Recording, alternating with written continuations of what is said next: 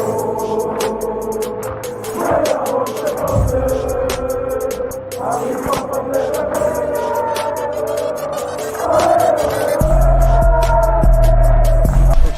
out to Kopish. Shout out to Kopish, guys. Keep all the good work the up. two legends, Emil Heskey, Howard Gill. Can't get much better than that, guys. Yeah. You know what to do now. Like, comment, subscribe. I'm with legends, guys. Kopish. Good evening, lovely people. Welcome back to Kop-Ish. As always, when we get behind the mic, please make sure you subscribe, comment, and like. Look, I don't often start the show like this, but I've got to give flowers to my brothers, in it. Before the show started, and Drift hopefully will be joining us shortly. But before the show started, Matt showed me what he was drinking. And look, I've said this off camera. I'm going to say it off camera. Matt's come leaps and bounds, you know, you people, man. Like he's eating the Cinnabon. He's eating biscuits and cakes and chocolates and sweets now. Like he's getting there. Like he's really progressing up the ladder of confectionery.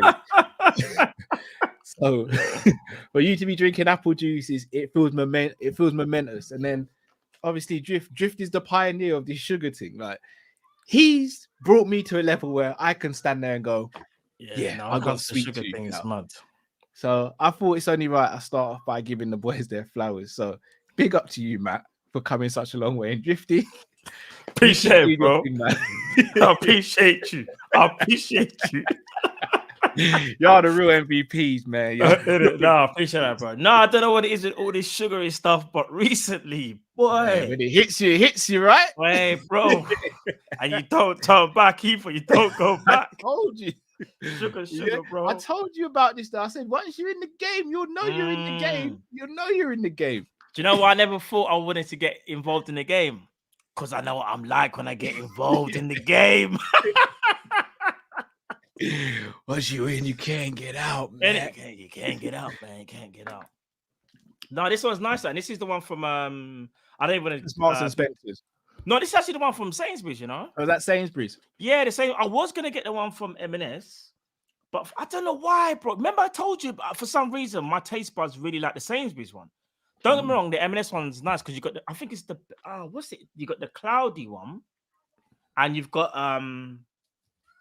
I want to say, what's their main one? There's actually a name for it. I can't remember, but time to play the game. Time to play the game.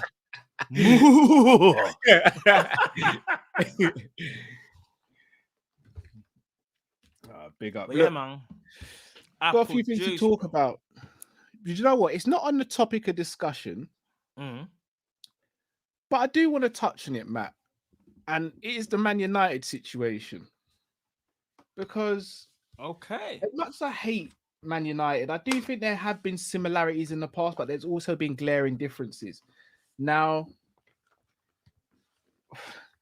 it's a weird one because we look at their situation and they're the opposite to us. They spend loads of money and effectively get the players that they want most of the time. But they haven't got a structure, a philosophy, or a plan in place. Whereas we have got all those things in place, but we don't necessarily spend the money too much. Have you look at the success between when Fergie left up until today? So 10 years effectively. It's night and day on who's been the more successful club. Like I know Man United have picked up a few trophies here or there, but it's night and day. And look, we're going to speak about Szoboszlai slightly later, but I'm going to touch on it now. Mason Mount was Klopp's first option, apparently. That's the player he wanted first. And when he rejected him, that's when we moved for Szoboszlai. Anthony was someone that we were interested in, chose Man United. Again, I don't know how serious we were interested in, but there was a lot of talks about it. Yeah. But then on the flip side, Darwin Nunez and Gravenberch, Man United were in for them. Gakpo, Man United were in for them. They came to Liverpool and we're in a much more prosperous position. So I know we like to banter Man United, but it's thin margins in this game. And Man United keep getting it wrong. We, on the whole, seem to get it right. Do you think there's any saving Man United at this point? Because they're not doing the sell. Ten Hag doesn't seem like he knows what he's doing. He doesn't seem like the players are really backing him. apparently they're broke, so can't really sign players. And the players they have got seem like they can't be bothered or they're not good enough. And they got a captain who is as petulant as you can get. Like, are we starting to potentially see the end of the glory Man United? Okay, so firstly, I think there's a disconnect between the Glazers and Ten Hag and just the whole operation. I think everyone's got their own idea of how they want to do things. This is where I will actually get ready for it. Get ready for it, yeah. This is where I understand. I can't read this one now, but big up to Kop-Ish TV. Yeah. This is where I not understand, but this is where I kind of hear what some people say about FSG. So say for the people that don't want them to go, because their argument's always been they're shrewd businessmen.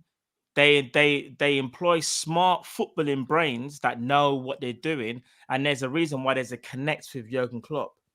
Our situation with FSG has always been about financial. If you think about it, it's never been about. I mean, also there's been things like Super League and ticket prices. Don't get me wrong, they're not perfect. What I'm saying is they've done a bunch of F3. They've done a lot of bad stuff. But I would arguably say a lot of people's main gripe is that we feel like they don't back Klopp too much in the market. Bro, at Man United, it's a different story. The difference is there's no plan.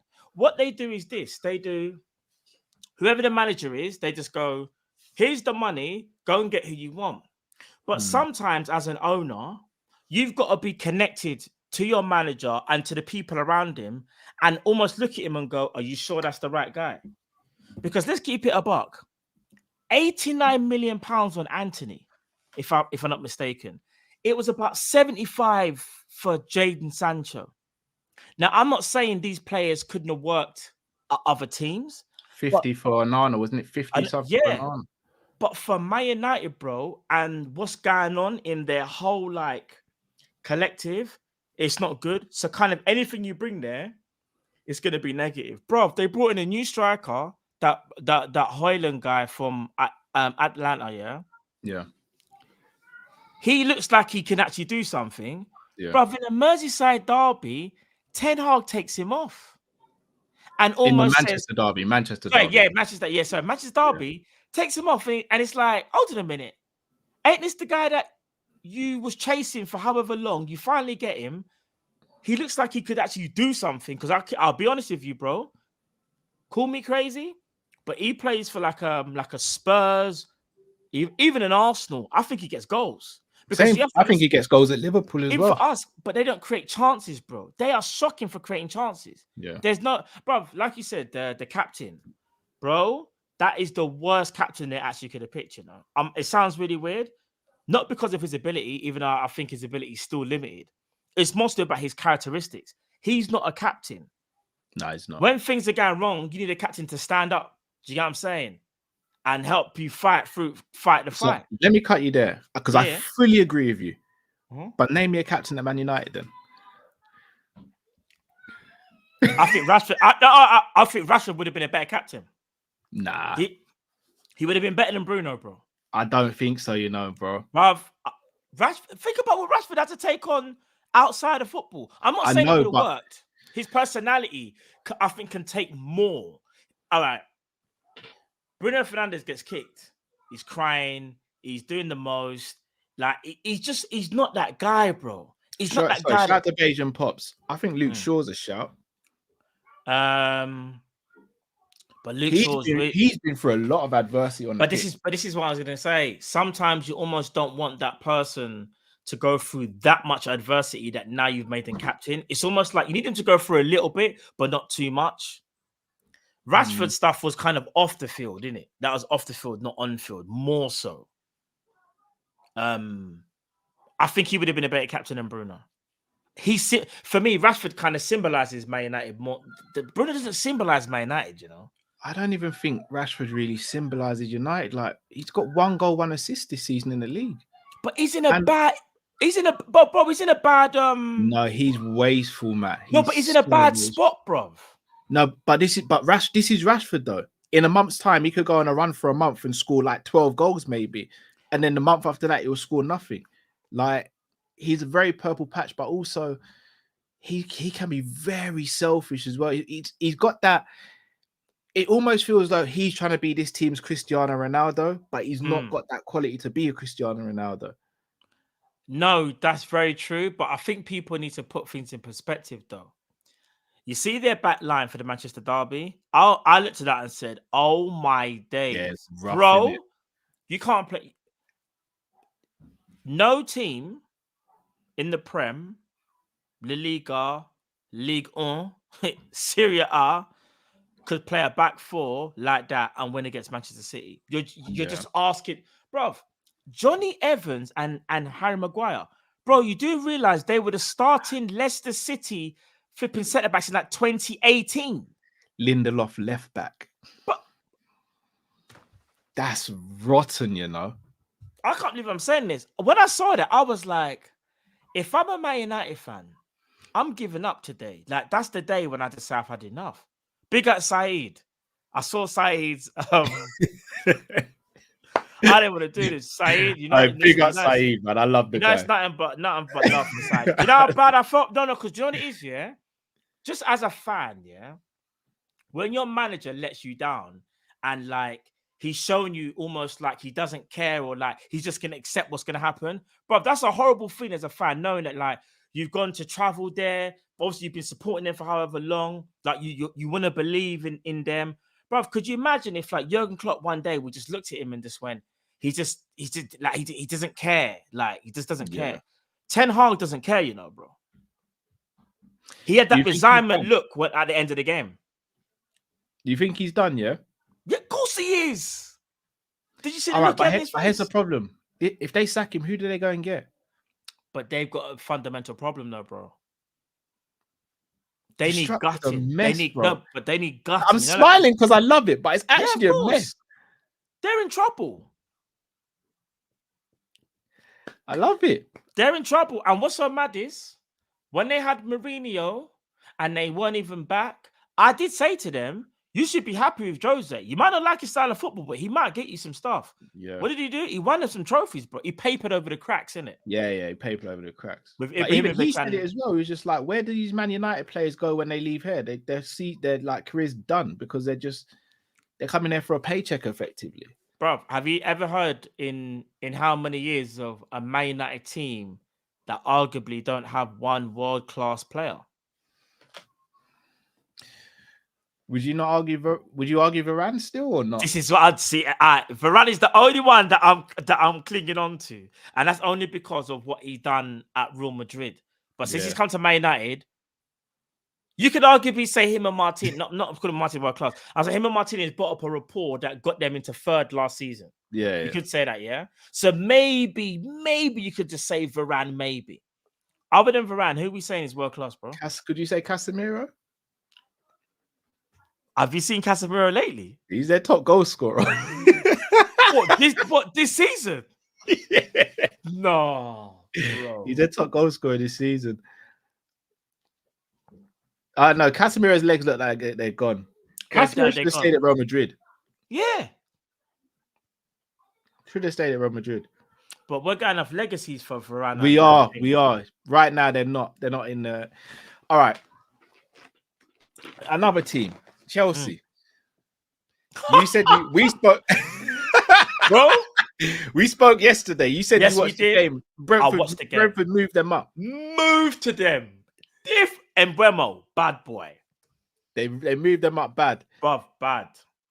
Would you say it's Pochettino's going to get a little bit more leeway because it's effectively coming to a new team with a new team and they're trying to gel? Plus, they lost one of their main players in Nkunku as well, who should be back soon, apparently. Yeah, it's very different for them. I think with them, remember, Ten Hag's project didn't start this season. If it did, maybe get more time. Pochettino's ones just started. They brought in pretty much a whole new first 11, kinda. The Sassies, their centre backs just signed. Carl Walsh just come back from Brighton. And Nkunku was supposed to be there, but obviously it'll be reintegrated back in. Jackson. What's his name? Curtis Jackson, whatever No. his name is. Bruv, whatever. Jackson. I can't do Yeah. it, homie. It can't be done. You got him. Chelsea. You got Mudryk that only came in January, if I'm not mistaken. Was it January? Mudryk came in January. Yeah. They got that Madueke, who I forgot they even had, bro. Yeah, he's good as well. He's all right, Cal. He's not as good as I thought he was. Maybe not. He's You know what? Do you know what I find it hard though? Yeah. And it's so wrong with me to do this, but I think of certain players and how they would perform under Klopp, under Guardiola. Dare I even say it, under Arteta as well? Because look, I don't like Arteta. I think he's arrogant as F, but he's improved players. You only have to look at players like Trossard. They've gone up a level, like 100. they have. 100. I can't sit here and say I don't think Mudryk and even like Sterling's actually been good this season, but Sterling's been pretty good. He's been, like there's certain players I look at and I think under Klopp you'd be a little problem. Caicedo, bro. Do you know what it is about? I'm gonna sound mad shameless. Go on, bro. Do you know what it is about Caicedo? I'll be honest with you. Again, he's walked into a holy mess, yeah.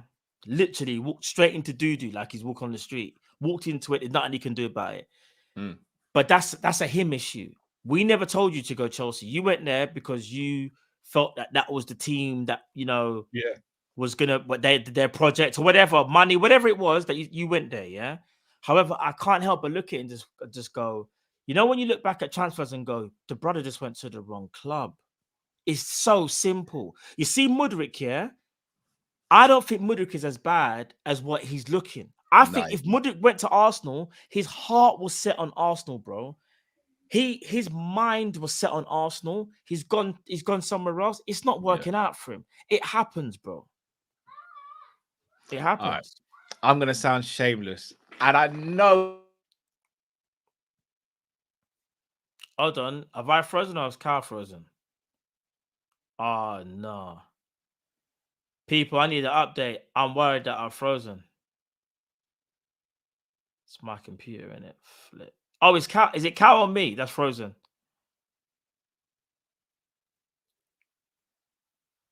Is it me? Or is it YouTube? Can you not? Yeah. Oh, it's Cal. All right, cool. I'm blessed. All right, as long as one of us is live, because I'm just worried that like whenever this happens, because I always think it's me, innit? Okay, cool. I'm blessed. All right, people, listen. Until Cal gets back, you know what? I won't even do Cal dirty. Yeah, we'll take him off screen until everything's blessed. All right, cool. So this is what I'm saying. Yeah, in regards to some of the players that have signed for Chelsea, Mudryk, Jackson, do you think like they could have potentially been better for other teams? I think they could have. Yeah, I saved you as well, because your expression, no pun intended, you was doing a Jude Bellingham, but he's looking a bit way too happy. And I said to the people, I can't do Cal dirty like that. So we got to take this is where I'm gonna come across as really shameless. Mm-hmm. I'm gonna explain myself because I know I'm gonna get cussed out for this. Go on. Before we were linked with Caicedo, and before we put in a bid, do you remember I did say as a lone six, I don't know if he's necessarily got the capabilities in terms of. Hear me out, man. Hear me out. Go on. You're doing too much, though. Hear me out. Hear me out.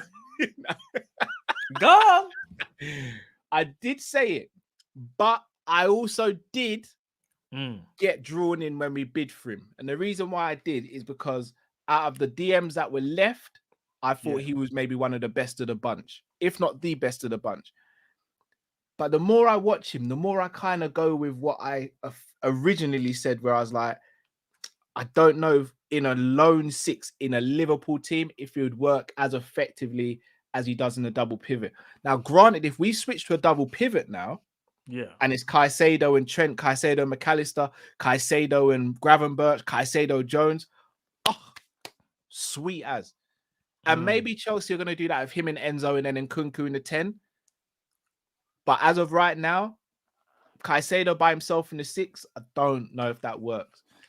And even Conor Gallagher's outshining him. Bro, Conor Gallagher's been arguably their best player. Yeah. But here's the I knew thing, I was though, gonna get Cal. cussed out for this. No, but there's only so many fires that he can put out, though, innit? Like and the thing is, like, you use this, and again, maybe you caught with the euphoria when we agreed the fee. Do you know the phrase that you used, and I'll never forget, bro. You said he's a needle mover. That's what you said, bro. Yeah, no, I did. So you've gone from you can't do the single six to I'm so glad Liverpool agreed the fee. No. I want to make it clear. I still wish we signed him. But I don't know if we as a fan base got hyped over him because we didn't believe we would ever get a player like him for that amount of money, rather than maybe looking at the player full stop. Because I remember me, you, and Drift went back and forth on it a lot, which is why I was always like, it's Rice. Rice is the guy. Yeah, you was more Rice. You was. Rice, and I was like, I'm not sure, bro. I think Caicedo's sick. I remember. But I'll also sit on it. If we had signed Caicedo with McAllister, pause. See, I say these man all the time, people. No, that's a big pause still. That's crazy. A big pause. That was crazy, bro. That's a big pause. But I still maintain if we had signed him alongside McAllister and Szoboszlai, as well as Gravenberch, I'd be sitting there saying that we're going to win the league. Do you know one name, as we're talking about DMs, that I never thought about it seriously until now? In fact, no, tell a lie. When it was the transfer deadline day, I did think we might get him. Do you know I actually think would be absolutely amazing, but I kept on speaking about his age? Palhinha. Bro. Shout out to Monts. Monts was the first person who put me onto him. Big up Monts. Bro. I always kept on thinking, he's too slow. Remember, because I kept on saying, I don't know, bro. His age, he might be too slow. But then I said to myself, is he that much slower than Rodri? Like, all jokes aside, in your opinion? I actually think Rodri might be deceptively quicker than we think, you know. You think? Yeah, he's not blistering. He ain't got blistering speed or anything. But I think Palhinha is not as slow as I thought, if that makes sense. He's not. I don't know whether it's because he's got quick actions. Remember, it's different between running 40 yards and just being quick, like being able to intercept. And because people, I'm going to be honest, Palhinha is a joke, you know. All right, let me ask you a question then, man. He's kind of a monster, bruv. Palhinha or Andre, if you could choose in January. Oh! Got him! Got him! Got him! It's a tough one, isn't it? It's a very tough one. You know what it is, bro? Palhinha is like, he is the DM that if he was to stay fit and obviously we take care of him in a sense of we don't run him into the ground, even though we probably would, because this is a Liverpool team, right? Yeah. It's what we do. Remember, we run them into the ground. Yeah. Get 3 years out of him. I think Palhinha is I think we would look at Palhinha and go, he's one of the best DMs in the world. That's how highly I rate Palhinha, you know. If he was, but that's in a Liverpool setup. That's fair enough. You're gonna be playing high caliber games. But Andre's he's cold, bro. All right, let me switch on to Andre though. All right, I'd say this: get Palhinha, and I know Drift's gonna kill me for this, but when our brother leaves, Thiago, because I think, I'm not sure if he's gonna stay, bro. I think but it is, if Thiago was to leave, I don't want him to leave, but if he does, I want Andre to be the replacement. That's what I was gonna come to next. We keep on saying Andre's gonna come in and play DM for us. Is he going to come and play DM for us, or is he going to come in and be a Thiago replacement? Because I see more of a Thiago replacement than a DM. I think he'll be emergency cover for DM, which is still a good thing. But regardless, who's DM then? You know, we spoke about. Do you remember we spoke about this the other day? All right, Endo's still on the books. So is Endo the starter then? Let me read the names first. This is full politician, Matt. Let me read the names. I'll go read the names. But Matt, this is full politician, Matt.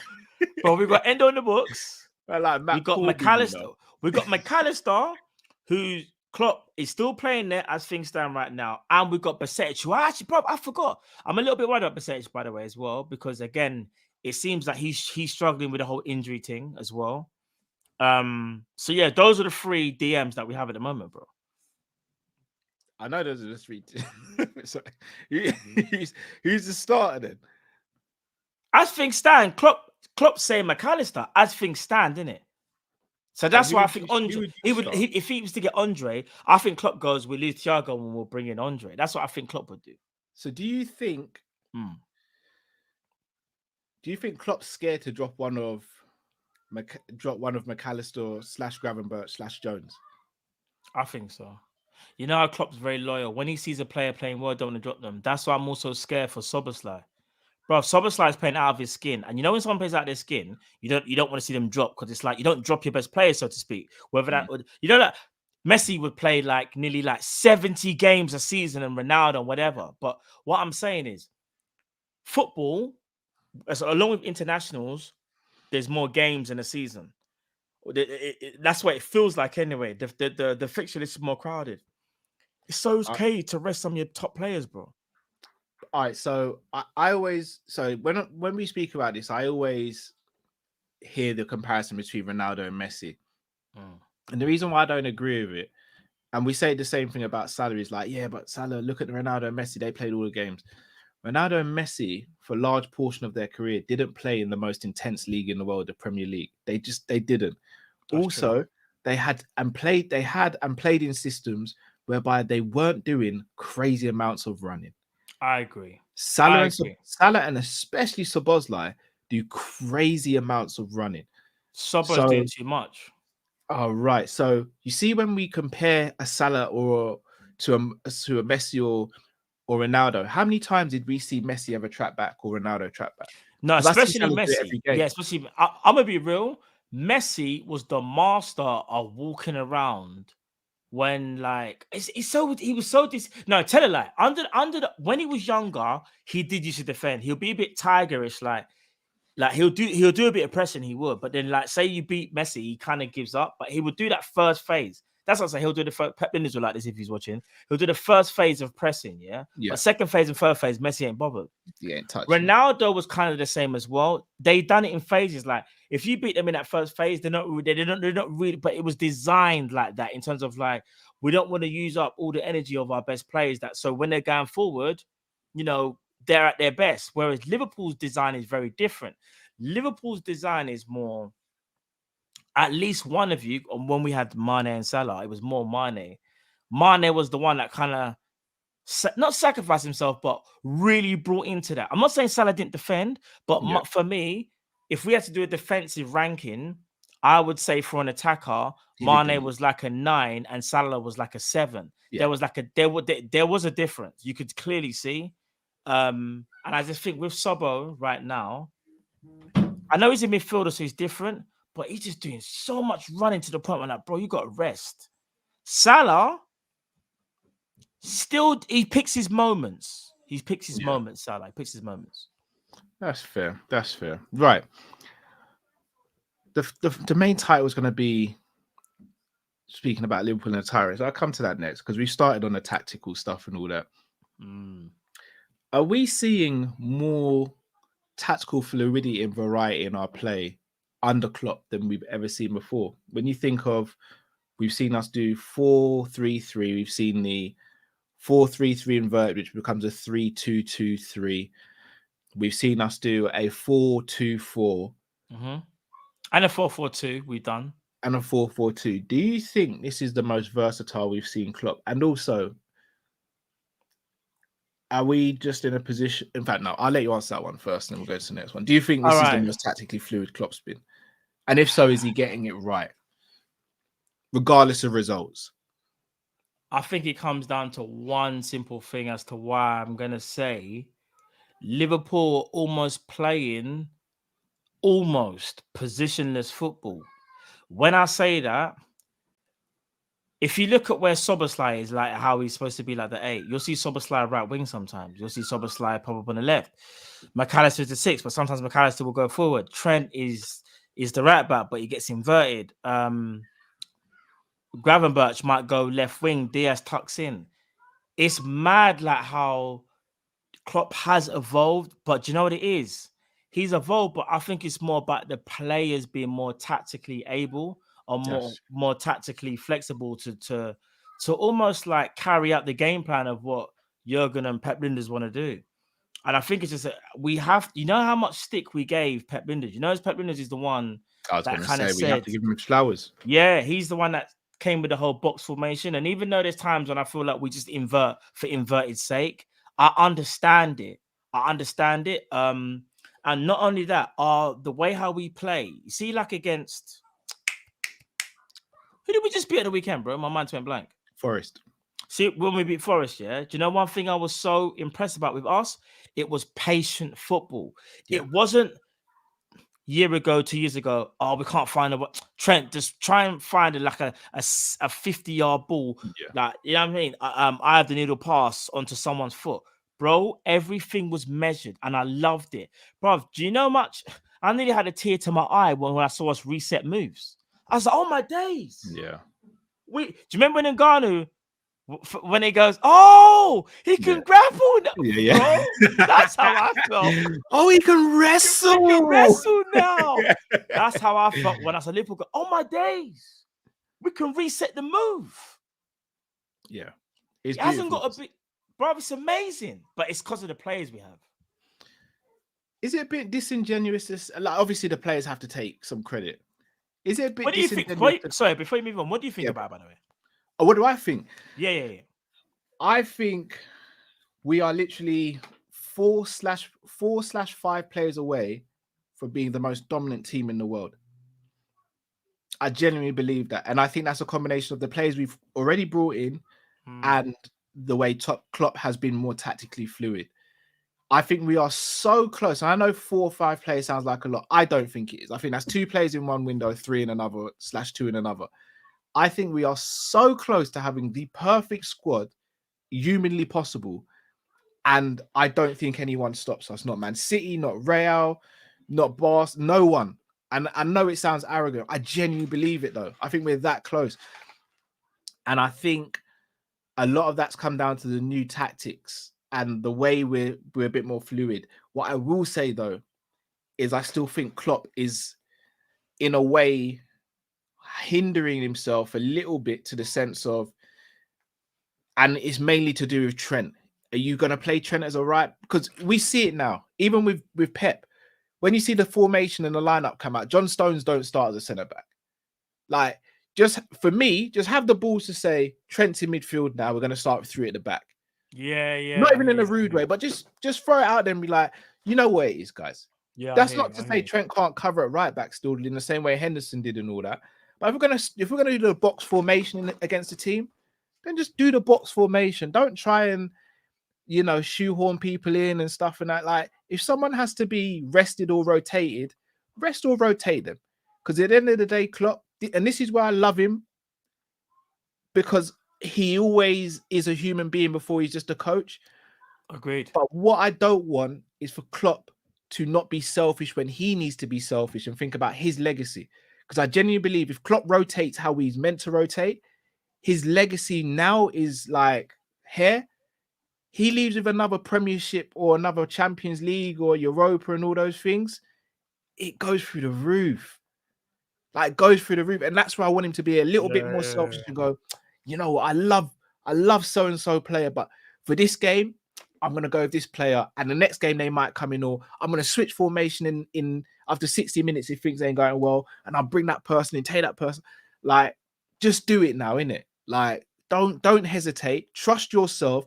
Trust your assistant manager, who you seem to have the utmost trust and respect for, and just go forward with it and show the world that you're the guy. Because I'm sick of hearing people go, like, Klopp's won 1 Premier League. If Arteta wins a Premier League, he's won the same as Klopp. Like, I don't want to be hearing those things, because him and Arteta shouldn't even be in the same conversations. Klopp should be in the conversations with Pep and Ancelotti and those guys. Like, he's cut from that cloth. but he hasn't got the resume to back it up as much as they have yet. So for me, for him to do that, he's got to learn, in my opinion, to say, yeah, you're Trent, but you're not a right back anymore. Yeah, So that's if we're playing because midfield, yeah. I'm going to rotate you, and you're going to have to deal with that. I hear that. No, I agree. The thing is, it's almost fashionable what we're doing in a sense of the whole box thing, because it's 3 teams that really do it, in my opinion, and do it well at least. I'm not saying others don't do it, but do it well. That's Man City, Arsenal, and us. I think we implement it the best, in my opinion. Well, the invert. Yeah, I think we implemented the best. I think City do. No, I'm not saying City aren't the best. I'm just saying if I could 4 or 5 teams that do it, I'm gonna put us with City and Arsenal. Do you know what I'm saying? But I thought you said we do the invert the best. No, not the best. Sorry, maybe I should rephrase it. No, City do it the best. I'm just saying we're one of the best. Sorry, we're one of the best teams in the league that implement it. Sorry, and it is fashionable. The thing is, I understand it because you're outnumbering your opponent in the midfield, and you're getting arguably we are anyway, the best player with the best passing range, on the ball. And Szoboszlai and McAllister can pass. But I still, sorry, if I said the best, apologies. But I meant one of the best. But you see, Trent, you know how we talk about Szoboszlai, McAllister, they're passing, whatever. For me, Trent is still the best passer Liverpool possessed. He is the absolute, in my honest opinion. Him and Szoboszlai. I never thought I'd say this. No, bro, I rate Sobo's passing so highly, but I've seen Trent do things. No, you're right. You're right. That Sobo. But you see, you see the pass. This is me nitpicking it. You see that pass that Sobo sent for Salah, for the last goal. You know, Trent actually would have put that on the money. It's fine margins that on the weak foot. I don't know if Sobo could have done any more of that. I think the keeper just read it well, but then misread the bounce and all that. I don't. No, it was. It's hard to say. Yeah, it's hard to say. You're right. Trent probably is still the best, but I think Szoboszlai runs him close. No, Szoboszlai runs in close, but I just think when we talk about Trent goes into Gerrard and Xabi Alonso conversations. I know. I'm getting gassed over Szoboszlai. Yeah, and I understand that, because when it's all said and done, we have to have a serious conversation about where he ranks in the passing. I think we've had conversations before, but because Trent ain't finished, he's far from finished. But when he's finished, we need to have that conversation about who was the greatest right now in Liverpool's history. In my lifetime, I'll say in my lifetime, because I know Jan Mulby was a passing. Yeah. I never got to watch Jan. Oh, actually, is he top 3? Yeah, he's top 3. He is for me. He's top 3. He is for me, especially in the Premier League, kind of era.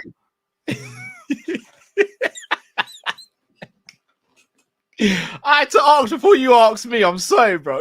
You saw I was about to ask you, innit? And then you just went, no, you first. Who's your top 3? See the thing. All right. In no order for me, because I can't do the order thing. Xabi Alonso, Gerrard, and Trent. I know Jan Mulby should be there. Thiago, where's Thiago? Got him. Thiago, what? I don't even know if he's available, fam. I don't know what's going on with my guy right now, you know. But I'll be honest. No, Thiago. It sounds weird. Thiago passing range is mad. We just haven't seen it as much at Liverpool. That's the thing. Nowhere near as much how he probably did at Bayern Munich. I think there's an argument. You see, short passing, Thiago is better than Gerrard at short passing, you know. I don't know, splitting lines, Thiago. If we're talking just breaking lines, there's a reason why the guy needs a hip replacement, bro. He's the best. No. Gerrard in 13-14. What do you think Gerrard was doing 13-14? Bro, I'll rate Gerrard so highly, and I know I'm gonna. If we're talking just breaking lines, not spectacular, I think Thiago might be better. But remember, Thiago can look over there and pass there. Gerrard can't do that, bro. Not like that. Maybe not with as much elegance and style, but I think he can still do it. No, I'm not trying to say Gerrard can't do it. I just think Thiago's better. Football Gospel said, Cal, let that go. Oh, everyone's just like, what? Everyone's on this Elsa trip, yeah. Just let it go, Cal. Let it go. No, just the breaking lines part. Just breaking line. Remember, I'm not talking about overall passing range because that's another story. Yeah, fair dues. Fair dues. Shout out to Chris Brack and the boys over. I keep on getting the new name wrong. I'm gonna say LFC Day Trippers, but I know that's not the new name. So apologies, Chris. Oh, they got a new name. Oh, big Yeah. up. Okay, big up. Neto is done going to a top 6 side. His body is letting him down too many times. Sadly, he's very talented. I hate to say it. Chris, don't run with that narrative, please. I hate to say Breaking news. Gerrard's passing wasn't all that. Matt Kopish. Chris, don't run with that narrative. You know what the people are like. I'm talking. All right, big up. You know what the people are like, Chris. You're gonna start a movement. Chris is a menace, somewhere. bro. Of course, he's a menace. Big up, Chris. I hope you and the family are blessed, bro. Yeah, I love Neto. I think he's a phenomenal player, and I think he showed it so far this season. But I can't now, man. I can't even defend it now. Like he's got to be one of the unluckiest players we've seen in the last 5-6 years. With him, though, bro. It's just injuries. I'll go out on a limb. I think without the injuries, I think we would have signed Pedro Neto. I think we'd have signed him this summer when we signed Konate. You might be right, you know. I think we would have signed Pedro Neto. But we can't now. The injuries are too much. If he's sustaining these injuries at Wolves, he ain't got a chance, man. That's Playing for more of a high intensity team, and you can make the argument that he maybe not doing as much sprinting at a Liverpool and Arsenal, a Man City, because we'd have more of the ball, but still, it's a massive risk, man. But he deserves to be, again, no disrespect. I've got nothing. I know what you mean. He deserves more ample opportunity to be at a high level. Club. Yeah, 100. Someone will take a chance on him, and it's whether you can. If you keep him fit, you've got one heck of a player in your hands. I'll be honest with you. But can you keep him fit? I don't think you can, unfortunately. Yeah, that's the problem. Just going back to Klopp. So we sit here and we say we've got so many midfielders. I'm gonna throw a solution out potentially, and again, if Drift was here, Drift would probably shut my camera and my microphone off right now. So maybe I'm taking liberties a little bit. I know we don't like 3 at the back. Pause. Actually, I know we like. Yeah. I know they like playing 3 defenders at the back. Yeah. But if we're playing the box formation, it means we play 4 midfielders at any one time. Do you think that's the reason why we have so many midfielders? Because effectively, let's say you can go Andre, and I'm preempting Andre. I'm still not certain we'll get him. Let's say it's Andre, Trent, Szoboszlai, and Mac as one set. Then you've got Endo, Jones, Harvey, and Gravenberch. And Grav. Oh my days, yeah. Because right now we've got 7 because we're not including Andre in it. Yeah. But I could no, did you say Thiago? No, wait, there's more. Oh. So if I took out Andre, let's say I take out Andre, I could go Bichetic there. Yeah. And then you still got Thiago, who's waiting in the wings. Do you think that's the fundamental thinking behind Klopp? Because I want to go 4-2-3-1. That's the formation I think that will get the best out of the group of players we've got, especially if we sign another DM. Same. But do you think he's looking at it going, right, I've got 8 midfielders effectively, and this box system is working.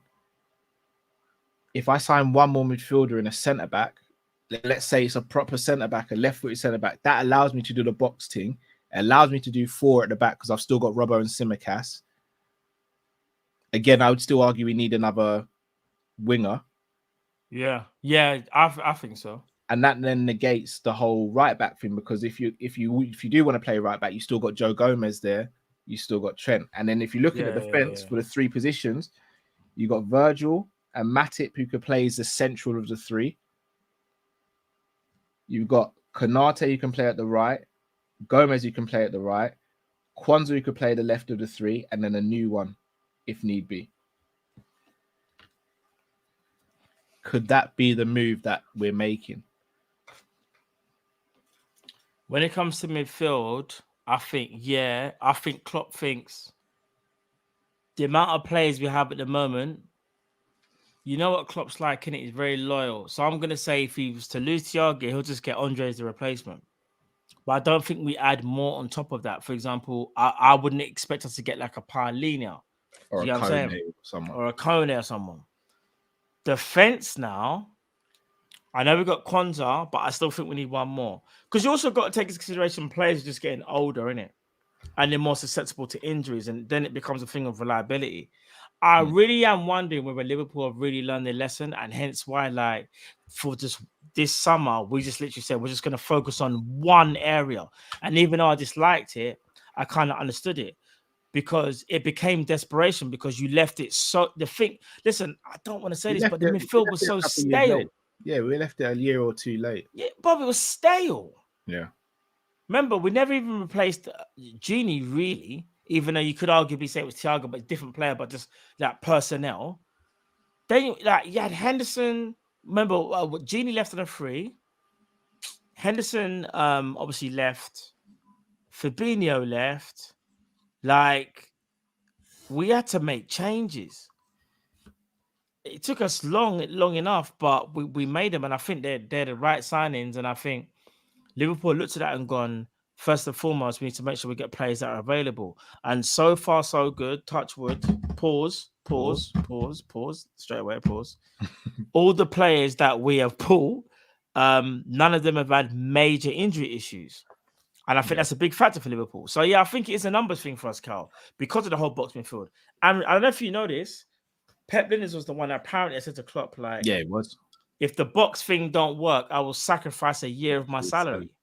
I'm not gonna lie. I mean, it's easy to say that. I'm gonna be honest. Though, anyone, you know one of them things where it's like, bro, you said that to the manager. He don't pay your wages though. Yeah. Man's acting like Jurgen Klopp puts the money in his account. Like, I hear it. That, but you know what? Even though I'm not Pep Lijnders' biggest fan, yeah, I rate the cojones on him for even saying that. No, I hear that.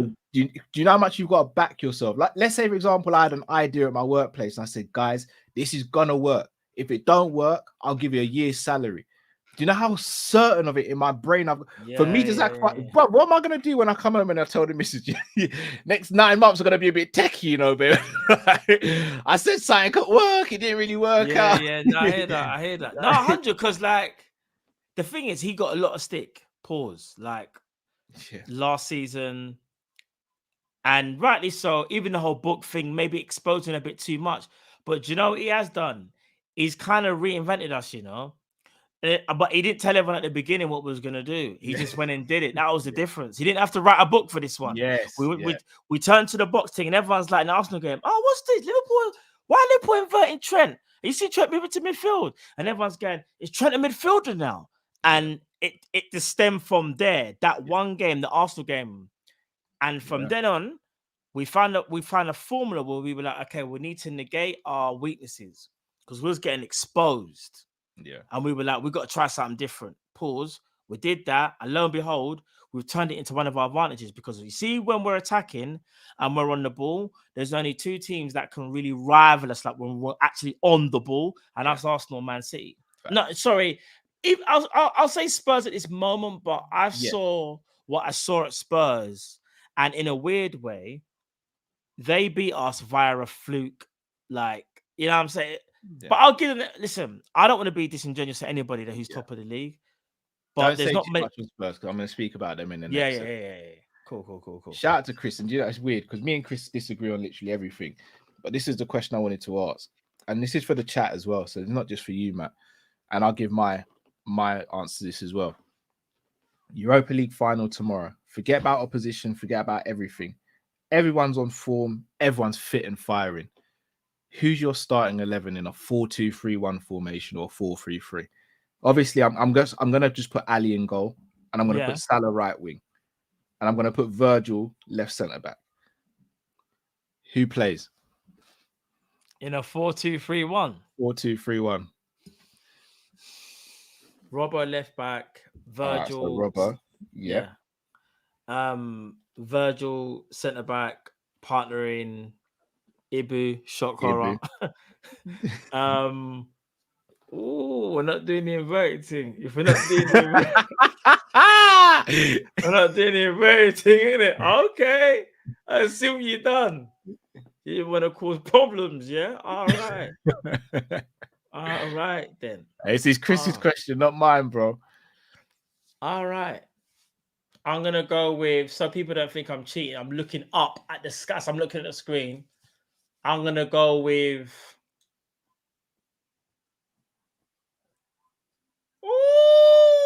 you know what? I'm gonna be brave. I'm gonna go Trent at right back. Cool. McAllister and Gravenberch in the pivot. Okay. I think that two combo can still do a mad thing. Sobo in the 10. Yeah. Nunez through the middle. Yeah. And Diaz on the left. Oh, controversy. I think. But my other thought was no. What? Hold on a minute. What? Wait a minute. So I can't think about what I just said. Team. This is your one and only teams. Europa League final. Everyone's fit. There's still 5 minutes to enter the team sheet. This is just going through my brain, bro. All right, like football manager, I didn't press continue. All right, cool. Are you taking out then? All right, no, it's not taking that. It's more of a case of another thing that I would do, and I'm making the decision now. By the way, was it'll be Gomez at right back, and then I'll put Trent and like McAllister in the pivot and thing. It was just about where I want to put Trent, but I want to be brave. You want to know why I want to be brave and play Trent at right back? Because he's done it before, and I still trust him. Yes, there might be times when he switch off, but I still trust him in a final that he'll still be disciplined enough to understand his role. So as I'm talking to you about it now. Yeah, that's the team I'm gonna go with right now. Because we can't do the form thing because Jota's on fire right now. But I just think Luis Diaz starting a game, trying to cook up something. Yeah, but that midfield, because that midfield's 30, in my opinion, anyway. All right, I'm gonna give you mine. Yeah, go on. Ali in goal. Yeah. Gomez, Matip, Virgil, Robbo. Oh, so you're doing okay. You're going full. Okay, go on. Trent and McAllister in midfield. Like I was Szoboszlai at 10. Salah, Jota, and Diaz. Huh? You're dropping Nunez. I'm not dropping him. You're dropping him. He's just not starting. I'm not dropping him. He's just not People, are you hearing this? Don't speak to your brethren. If everyone's fit, you need psychiatric evaluation. That wasn't for me, by the way. No, that is. I'm just saying. I think it's a bit crazy how people are shutting down the whole Jota thing. If everyone's fit and in form, I will put my neck out there and I will say Jota is a better striker than Nunez right now if they're both fitting on form. You need psychiatric evaluation. That's not me again, bro. I'm just saying. I genuinely don't believe look, I don't have a problem with saying that Nunez is a better striker, but in my opinion, my humble opinion, I think Jota is the better striker as of today. And if they're both in form and firing in form, I think Jota is slightly ahead of Nunez. Bro, do you know what it is though? Up there, son, that yard there. Am I gun that? Who was it? Am I gun that? Am I gun that? Told you about me, bro. Drift, I'll let you take this on, bro. No, give me a minute to settle. I got acclimatized. Give me a minute to settle. I got acclimatized. I don't know what I walked into just there. Hold on. So we're now saying it's crazy that there's a debate between who's better out, Jota and Nunez. Not crazy. No, I just heard drop Nunez. That was all I didn't heard. say that. Matt said that. But you are dropping Nunez. Can you play 12 players, Cal? Or we played a new game. I didn't drop football. Nunez. You did. I didn't drop Nunez. Is he starting? No, but I didn't drop him. Then he's dropped then. Let's not do that, bruv. He's not dropped. He's just not starting. That means he's dropped. No. He played the Champions final last year. That'd be Pedro or Jordan Henderson. That wouldn't have been Henderson's drop. He just wouldn't have started. Carl, you know what time it is. You know what time this is. If you're going to be bold, You have to be bold, bro. You didn't drop him. You just didn't start. No, you dropped him. It's fine because you think there's someone else who's better. So you're dropping Nunez, bro. Did you drop Gravenberch? Yes. Wow, that's harsh of you. Yeah, I dropped Gravenberch. No, sorry, I didn't. Because I played. You're getting me. I played Gravenberch and McAllister. Oh, sorry. Didn't I? Sorry, you're right. You're right. Yeah. Right. I dropped Endo. Yeah. You dropped Thiago as well. Yeah. Right. Yeah, I did. And that's Everyone's that's fitting on form. We said, that's my brethren. Everyone's fitting on form. Bro, you see the way. Here's what I'm gonna say now. This is where I don't want us to get too thingy.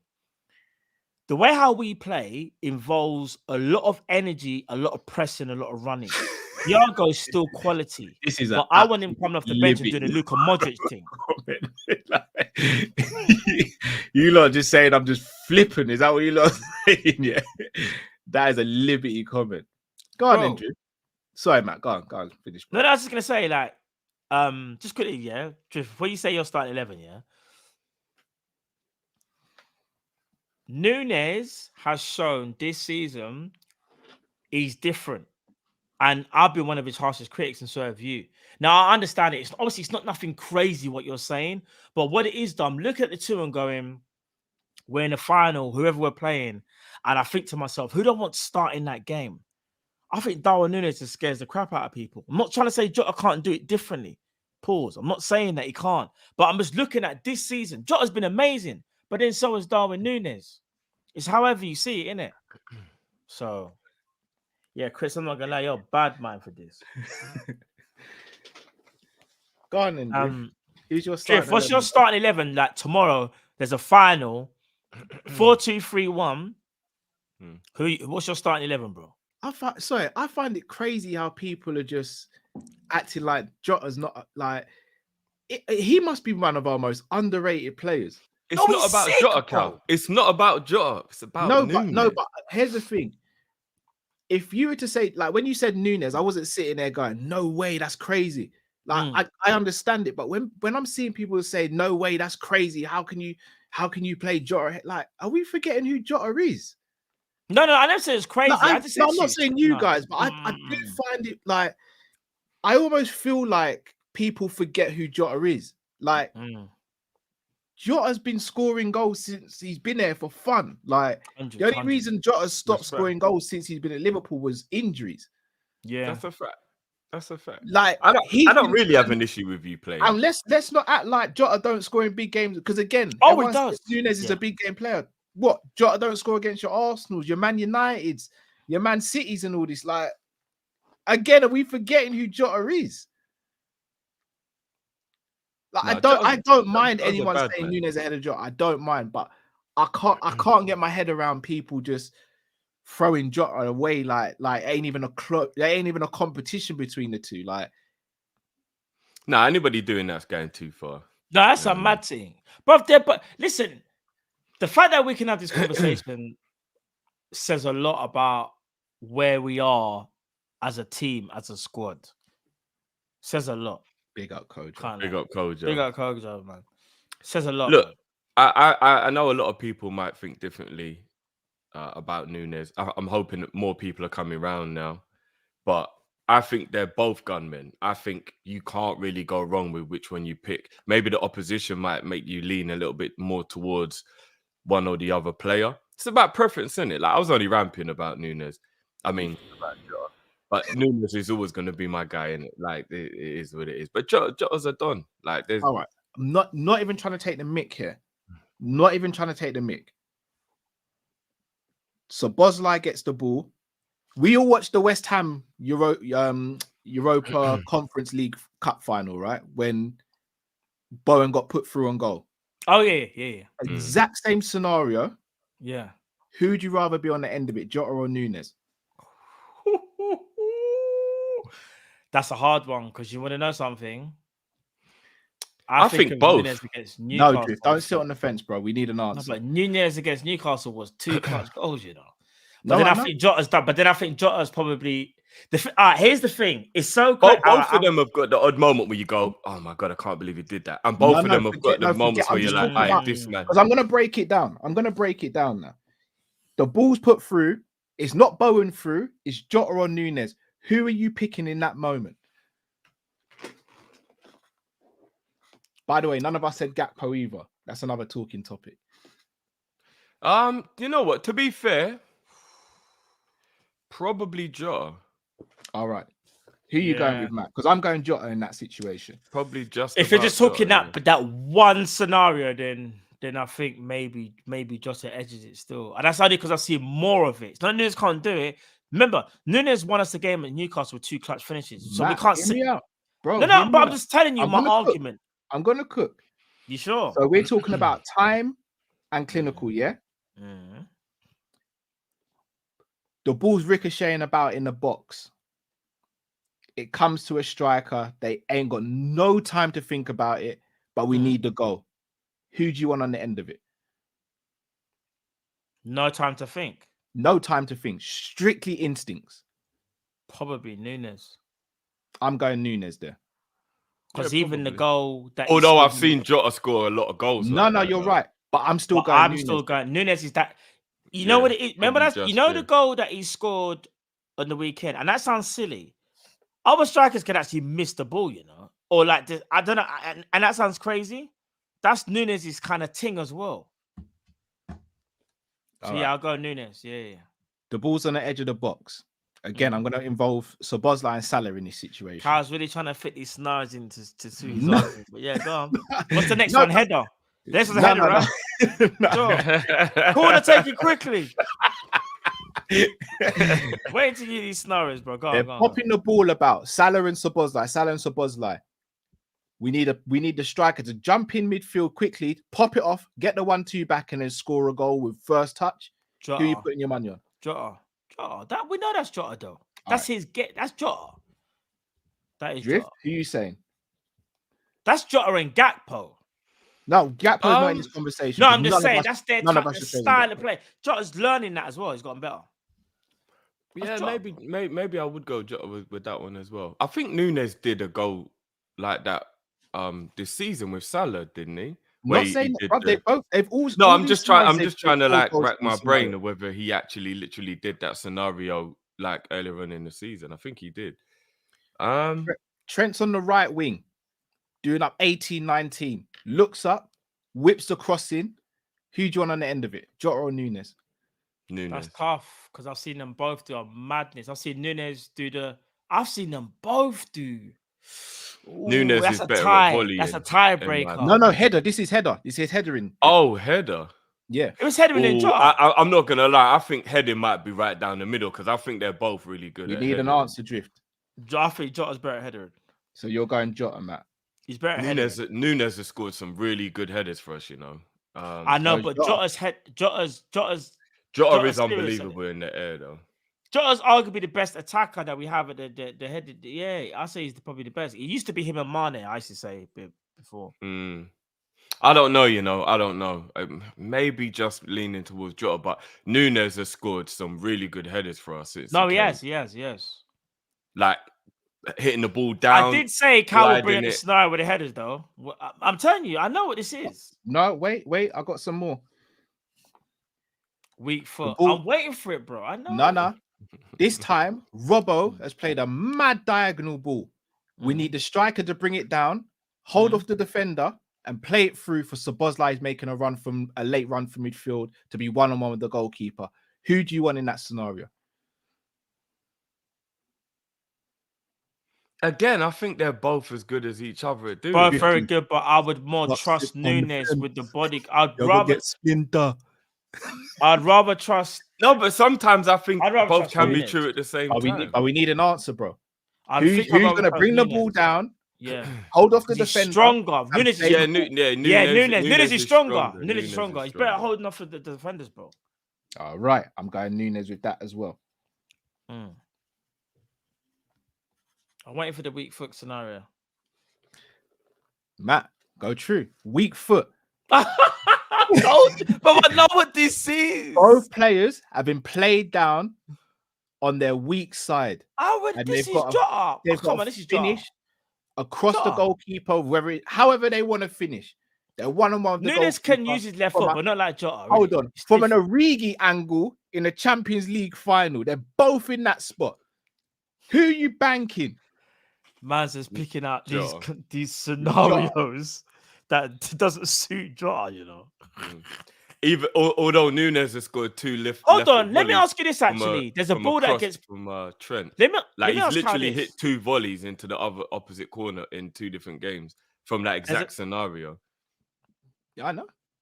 There's a splitting pass that gets Wolves, and I played. can't remember who the other team was. Let me Who did it say. again? 40 yards. The defender's quick. Gotta get past him and score.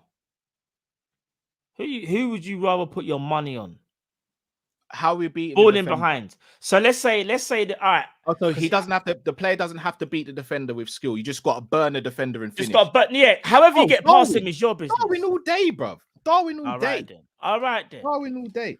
I'd even trust Darwin more if the ball was coming over the top and he had to take it down on his chest or whatever and hit a shot. No, Jota's good at that, you know, bro.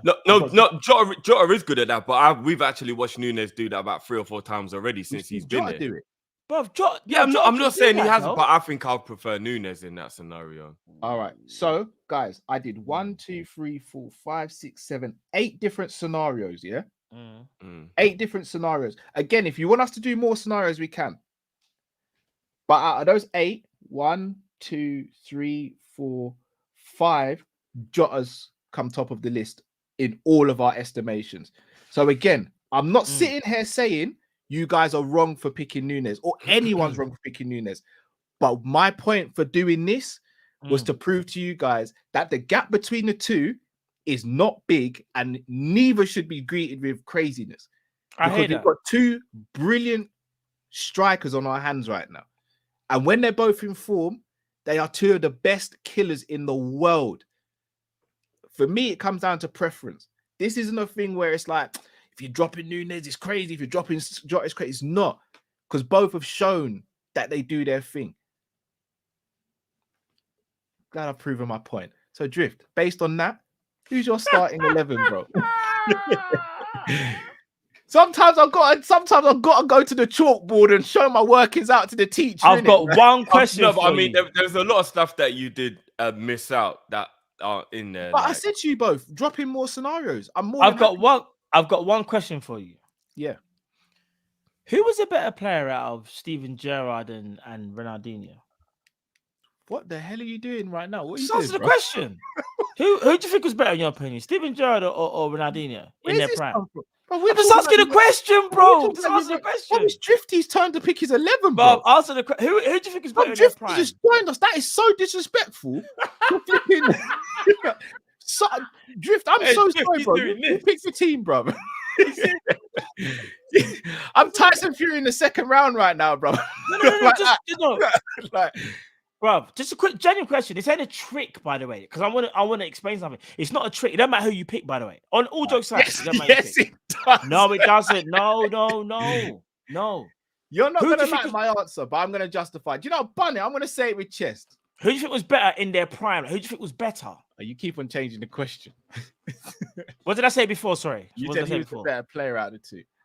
Yeah, well, yeah, who was the better player in their when they reached their peak or whatever? Yeah, who was the better player in your opinion? Steven Gerrard was more versatile, but Ronaldinho is more of a specialist. Okay, fair enough. Because what I'm trying to say is this: and this wasn't a trick question, because I know what you thought. Yeah, even though it was slightly a trick question. that was you basically dashing me out to the Lions, Dan. I'm not gonna lie, I didn't like what you were saying before. I was like, "What's Cal doing here?" You dashed me out. But all jokes aside, the general consensus is that Ronaldinho obviously one of the best ever. So is Steven Gerrard. But what us Liverpool fans will always tell everyone else is, yeah, Ronaldinho one of the best ever, but Gerrard was more the complete player, and that will kind of be my same kind of argument with Jota and Nunez. Jota, in my opinion, is a bit more complete. Nunez needs that more refinement. However, like, I don't know, there's sometimes you might want that player with that X factor who's not as complete as the other player, but in the team that you're picking him in, you might put him there. That's all I was gonna say, you know. That's all I was gonna say. Still, you man, big up to Imran. Matt's gonna receive that via email. He'll receive that tonight via email. But you get what I'm trying to say though, like, No, but again, I will probably and that was the trick. It's nine, just no, it's nine. complete But use- this is yeah. how I am. Because again, I know us three. We have very different variations on the type of player. Mm. I will always, not always. I say 8 out of 10 times, I'll always go for the player who's more complete than a specialist. you. Sometimes, depending on the position. If it's a centre back or a striker, maybe I probably will go to the specialist goalkeeper, obviously. But for me, like, I look at Gerrard and look, Ronaldinho obviously won games by himself. Ronaldinho was in like the best team in the world when he was doing that as well. No, don't do No, that, hear me out. bro. Not to diminish anything he's Ballon done. d'Or. No, I hear you, man. Brazil World No, Cup. I hear you. No, see, No, but let's you not act got like yourself Ronaldinho. here. No, but all right, I'm gonna switch it then. Go on then. Could Go on. Ronaldinho have single-handedly dragged that Liverpool team in 2005 to a Champions League final? I mean, bro, Answer the that's a question. hard one to say though. Where's my lawyer? Hold on. You're telling me Ronaldinho Hold on, why couldn't have you're carried that tight-lipped as Liverpool well, team? bro. No, What's your hold question? on. You're telling me that Ronaldinho in 2005. You mean that's the same year that he went to Barcelona? I think it was. Or was it 2003? I Was never 2005? said was he good or not. I asked you, could Ronaldinho? No, he probably could, bro. He probably could. He probably could, you know. You do realize He would do it in a different way. That's Yeah, in what a it is. different way. He would do it in a different I'm not saying way. definitively. Night, Carl. you man. I'm not saying definitively. I'm just saying He if wouldn't have there's gone to one right person- back and Mark Serginho in extra time and all that kind of stuff. Of course not. But I just think would have he done could have non-stop he could have won cooking. you the game in a different way. Yeah, he could have won it in a non-stop. different way. Imagine someone that doesn't stop cooking. Do you know how mad that is? He could have been just creating, getting the ball, taking people Who's on. he creating to? Milan Baros. Barros Bro, was if a you're goal gonna- scorer, bruv. Bro, He could have. He could. Baros wasn't a goal scorer. He weren't. Come on, let's not Barros do was a 15 goal a season striker. He weren't That's no not a mug. goal scorer, bro. Man, No, that but He bro, was bullshit, still, bro, but he no, was no, still no, a but goal. if He you was still create that- scored yeah, you goals if you create If you goals create for that him. many chances, you're sleeping on Ronaldinho again, bro. I'm not Milan sleeping on Baros got Ronaldinho. top You goal are. scorer at the Euros. Do you know why? I'm Like he weren't surprised no mug, you know. you Bruv, of the all people Euro, would bruv, you got ask. Greece won the Euros, bro. Portugal with a dead team won the Euros. I'm not buying Baros was a goal scorer, bro. Bro, Barros Barros got was top so highly goal scorer touted that and when he got top scorer in the international Euros tournament. 2004, I think it was, yeah. Barcelona and Real Madrid were trying to get him. Yeah, did they go for him? No, but they tried to get him though. They didn't try and get him. They did.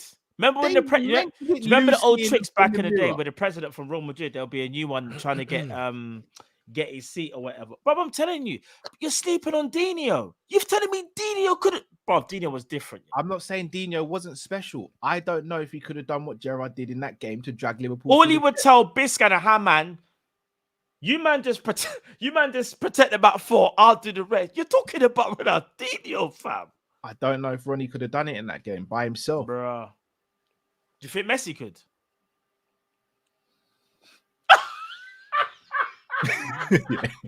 I do. I think Messi could have. Yeah. You think Messi could do it? But I don't think Cristiano could. 3-0 down. You think Cristiano is dragging that team back by himself? Come on, man. We've seen Cristiano in them situations, brother. His head drops and he starts doing the moaning. Cristiano Ronaldo is. Bruv, I As much as rate I don't Ronaldo like him, probably bro. more than No. both of you do. But I'm just calling bro, it you how probably I don't. see it. But what I'm saying is that even though like I don't rate him like how some other people do, bruv, his greatness was insane. Remember, we're talking prime CR7. You said, in fact, no, because you said 2000. In fact, no, because May 9th, 2020. So 2005, he wouldn't have been the Real Madrid version. He would have been on his way to be the Real Madrid version. Do you get what I'm saying? I don't know. You got to remember, this would all be in different ways, right? Because Gerrard was doing it in the way of he was literally everywhere on the pitch. The inspiration was crazy. The work that, like everything he was doing, him and Carragher as well, because Carragher was part of that. Like he was absolutely insane at just getting everywhere around the pitch. Plus, he got the opening goal as well. What's different though about the way other players would do it? They would probably need some help. Like you would have to get the ball to Cristiano. But once he got the ball, he would be fully capable of getting the goals that were needed. So it's in a different way. Like it depends. Like, I think Messi could have done it the way Gerrard did. He could actually come deep, get the ball, and just take everyone on and score the goal. You get what I mean? Like it depends which way you want to look at the scenario. Do you know what I mean? Like, I don't know. It's a tough one. It's a tough one. Someone said this is a multiverse argument. Chris said even Stevie came in to check on me. You see how Torres used to be a match. You threw me to the walls with this one still, because you knew I was going to answer how I was going to answer. You're nasty when you want to be, you know, Matt. Proper politician, bro. Who, me? Yeah, bro. You knew what you did. Hold on, you calling me? You're the one that set out the scenarios, bro. I just asked you a question. You brought Ronaldinho and Gerrard in at the same time. I was just trying to make because what it is, I was trying to make a point in it, but I was just. You made it, bro. You made it. Because now I'm gonna have to turn off notifications on my DMs, bro. Because it's gonna be another rough night for me. Cheers, man. I appreciate it, bro. Bro. I mean, Europa League final. 4-2. Oh, we're back to that. Yeah, you ain't getting out of this one. You got to answer this one, bro. Well, I know I'm already done. I'm gonna get cooked. I know it's done for me. Drift, Europa League final, 4-2-3-1 formation. Everyone's fitting on form. Who starts? Who's the opposition? They don't matter about the opposition. It kind of does. But... No, it don't. That's not. No, Drift. I did it as well. I did it as well. Neither of us. We have no opposition, bro. We just pick our best 11 that we believe can beat any team in the Europa League in the final. Drift was paying attention because Drift, this could make or break you, sir. Alisson, Trent, Konza, Van Dijk. Whoa, wait. I'm writing this down. Trent, Virgil. Who was next to Virgil?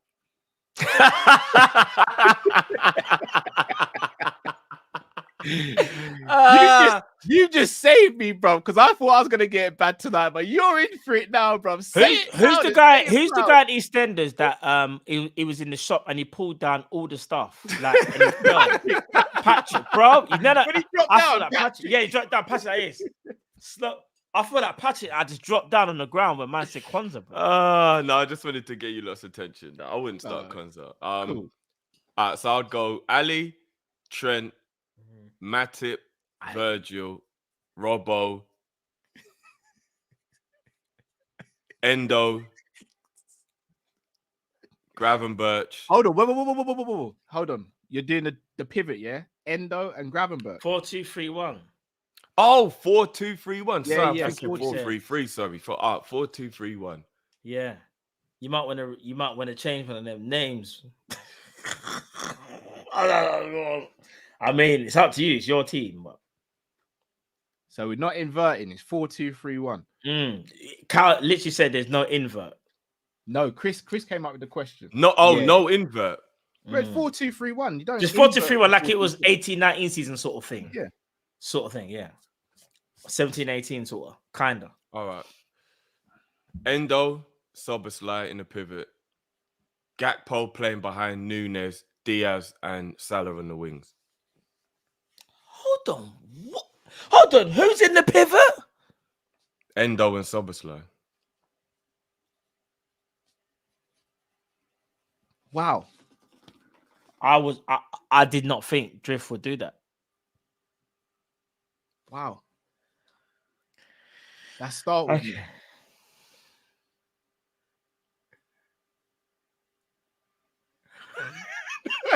Someone said rectified duty. Everybody's in shock.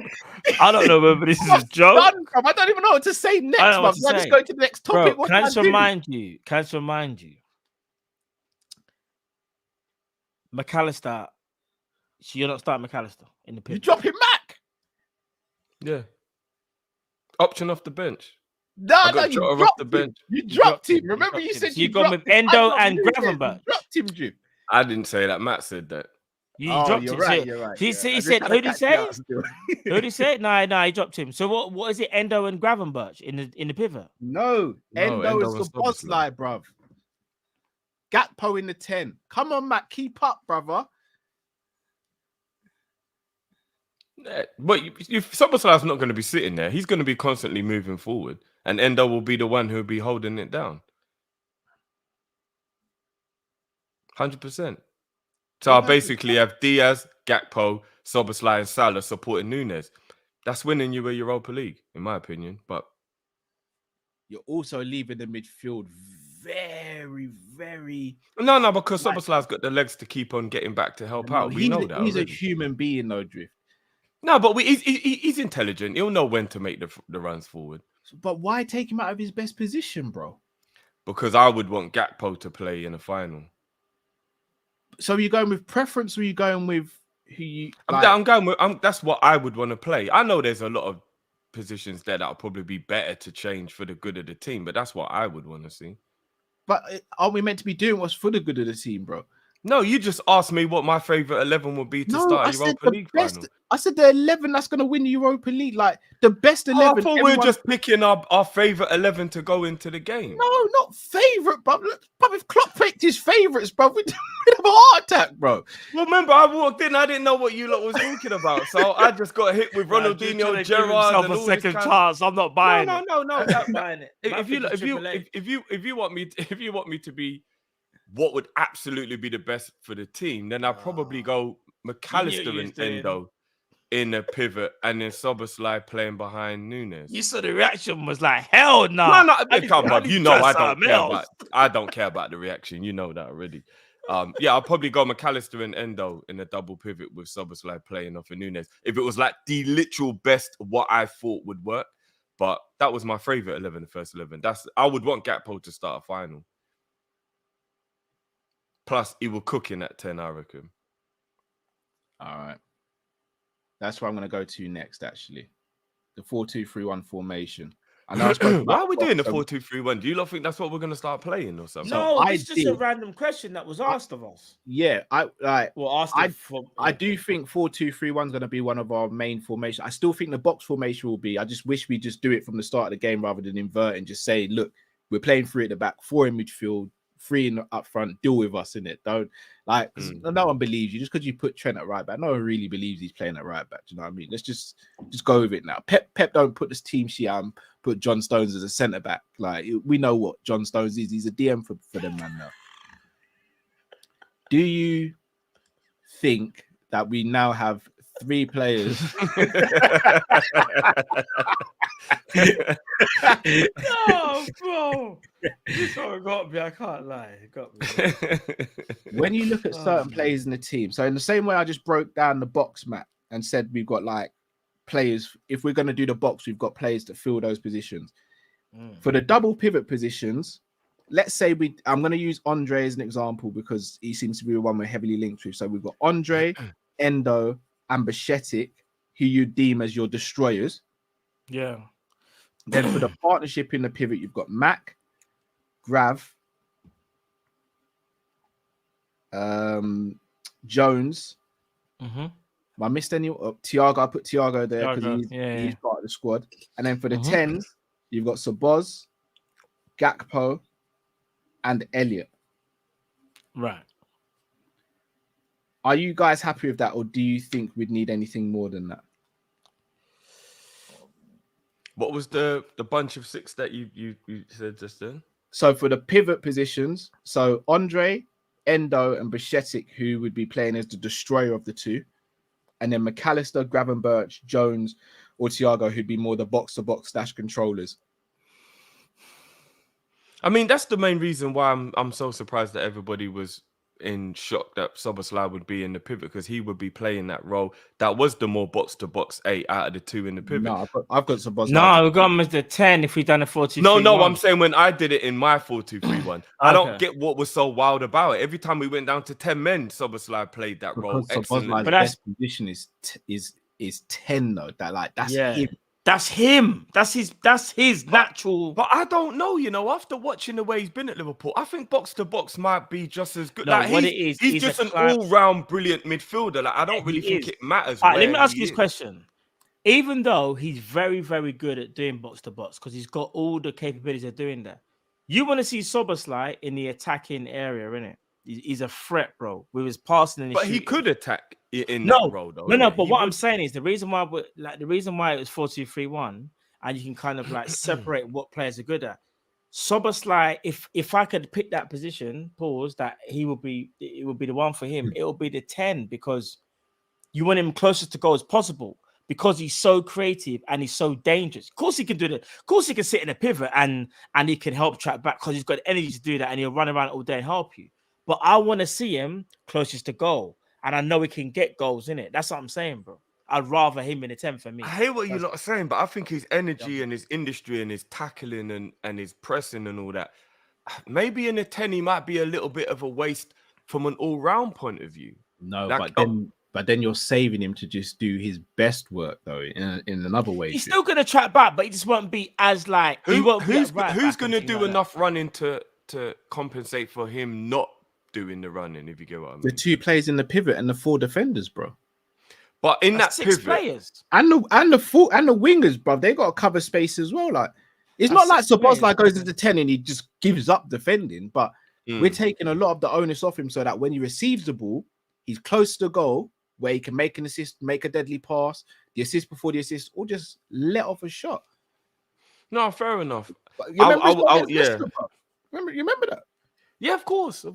I mean, I'm not saying it's a bad idea. I'm just saying it wasn't a crazy idea for him to play the box-to-box role in my system. Like, I don't even think that's a crazy thing to say anyway, but I don't think it was crazy, but the reason why I think we all reacted like that, it's like if you had De Bruyne, you wouldn't play him next to Rodri if you've got someone else who could do that role. You'd play De Bruyne closer to the striker. yeah, but De Bruyne don't have the legs Szoboszlai does, especially not his age now as well. So No, like, even in his it ain't peak, gonna though, be. even in his peak, where he still He didn't have Szoboszlai's legs and industry even in his peak. You're right. He couldn't get around the pitch the way Szoboszlai. No, I don't think he could. Oh, Jeff, I think you're doing the most there. No. There's no way if Man City were down to 10 men, De Bruyne's covering 2 men. Nah, I'll be honest. Kevin De Bruyne, he's not doing it's, that. It's bro. like There's no way. no, but it's like fine margins. It's like saying, for example, if we're talking about covering distance, say you gave Szoboszlai 9.5, Kevin would be a 9. Kevin was basically, bro. Kevin De Bruyne, You think he was that close to Szoboszlai in terms of his getting Yeah. around the pitch? bro, he could get. In my opinion, he could get around the pitch. Nah. In my opinion, he could. That used to, but He used to covered do a that. lot of ground, you know. No. That's why I feel like he's so injury prone now.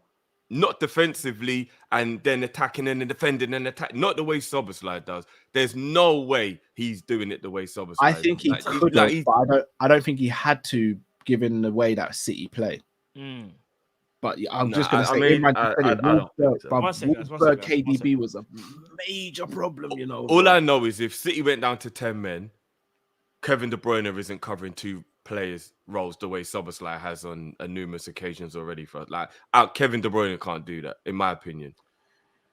I know, man. I don't know. But again, Let's move on to the next topic. I enjoyed that, even though I'm going to get cooked for the whole Ronaldinho I walked stuff. into a bit of a whirlwind there still. But Yeah, big up Chris, but also Chris, you know what you did there, man. Starting trouble. Drift. Mm. Are we in a title race? If so, how many teams are in this title race? Can we be strategic and go based off of this point of the season rather than what you think will be at the end? Because I think it's a bit unfair. Yeah. Oh, to no, not yeah, I go think off that's what we we've can seen do. so far. Yeah, from what we've gone off so far, I think it's a 4-horse race. I think you have to give a little bit of respect to Tottenham until they prove otherwise, because they keep winning, they keep striving, they look like a unit, they're getting better at learning what Postecoglou wants from them. And if what I've read to be true, that they might only miss their players for 2 games during AFCON based on the break and here or there, they might not even have that whole wait until AFCON before they fall off conversation that everybody's been thinking, where they thought they'll have to go like 4 or 5 games without the Sarr and Basuma. They might only have to go 1 or 2 now. If they even make a little addition, if they've got Bentancur fit again, like, I think until they prove otherwise, I think you've actually got to take Spurs serious in this title race.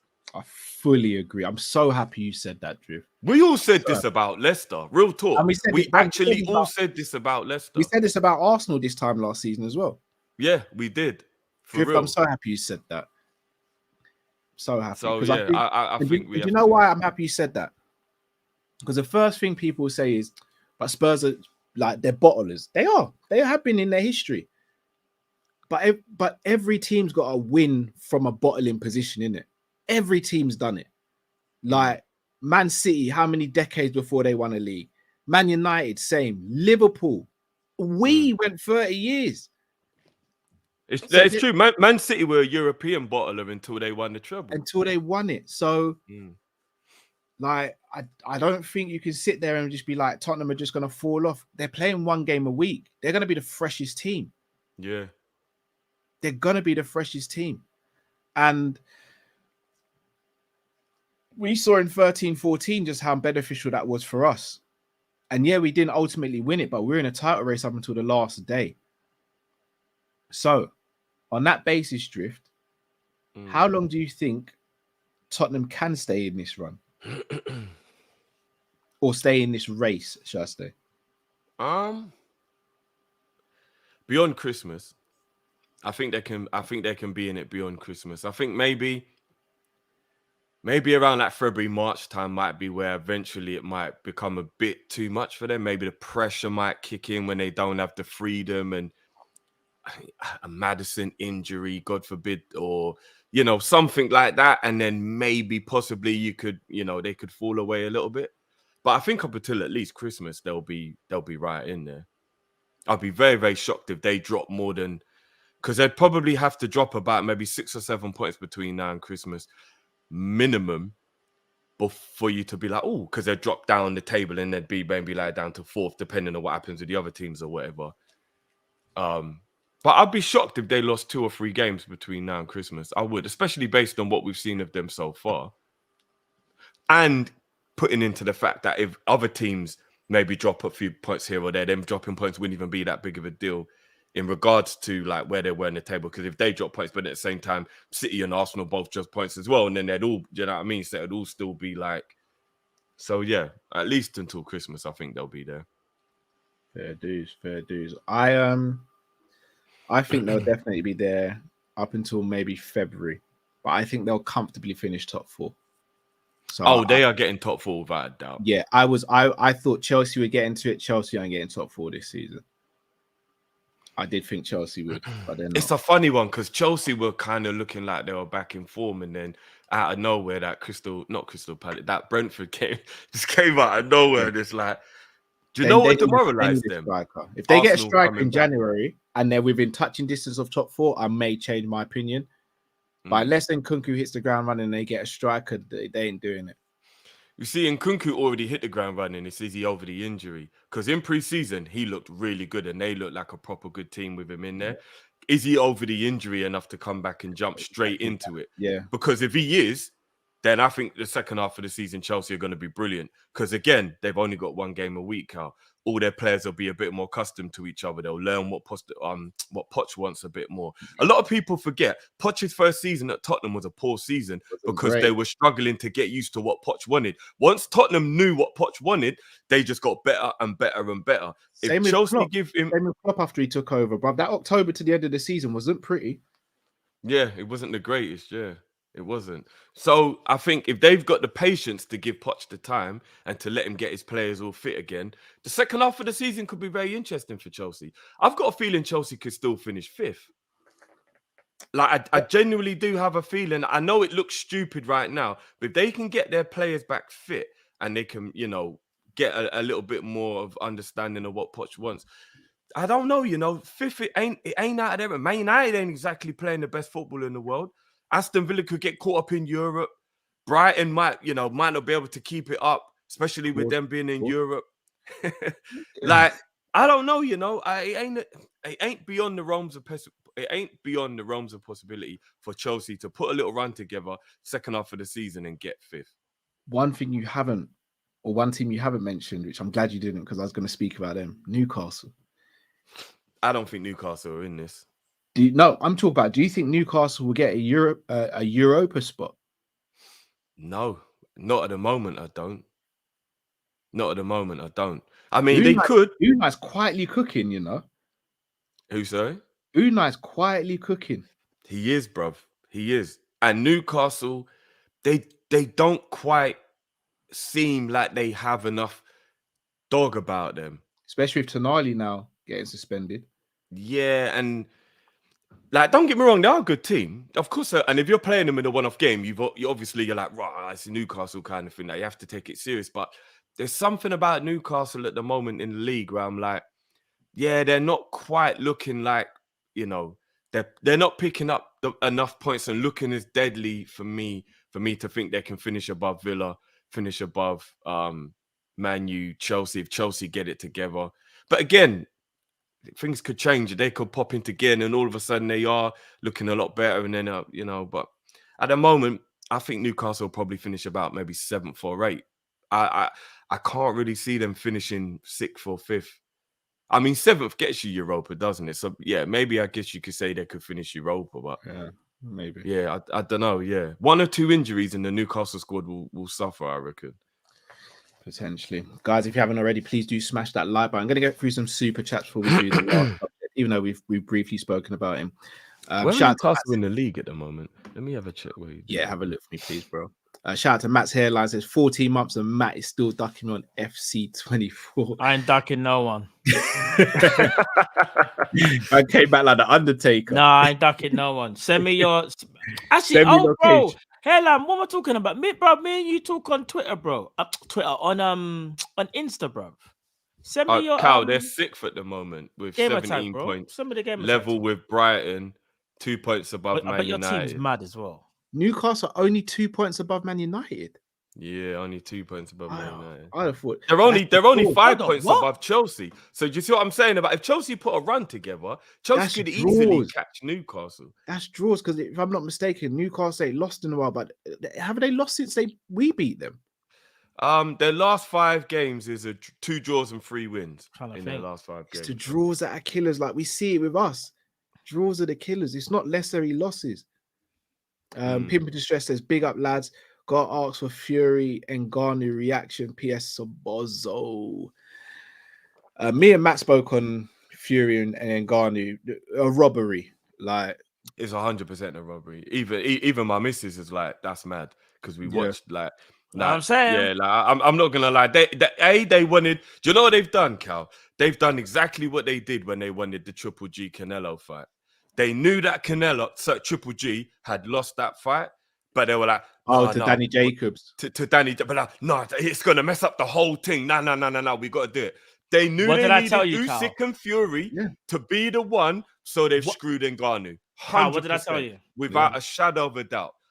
Without a shadow of a doubt. I'll be honest, you know, boys, how much I love boxing and all that.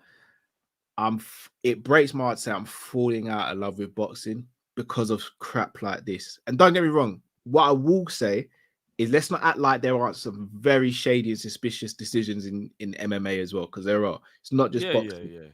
But boxing seems to just do it so often, and it just seems like it almost feels as though they don't care who's watching anymore. Like they're just like, yeah, we're gonna do it, and you're just gonna deal with it. How? Because it's like the referees of the PGOML. Nobody's there to say nothing. So if you're not gonna get in trouble for it, the referees who do bad scorecards, nothing happens. Like, you know what I mean? Like it is what it is. That guy in MMA, like keeps just being mad with his scorecards. No, he's still there, bruv. Nobody it's, you know what I mean? There's no, because the thing is as well, you can't even necessarily really sit them down and actually be like, you've lied or you've cheated, because it's like, you know, when there's something that's so subjective where you're like, he could be like, well, in the moment that was what I thought it was, or what, and it's like you can't even. Do you know what I mean? It's crazy.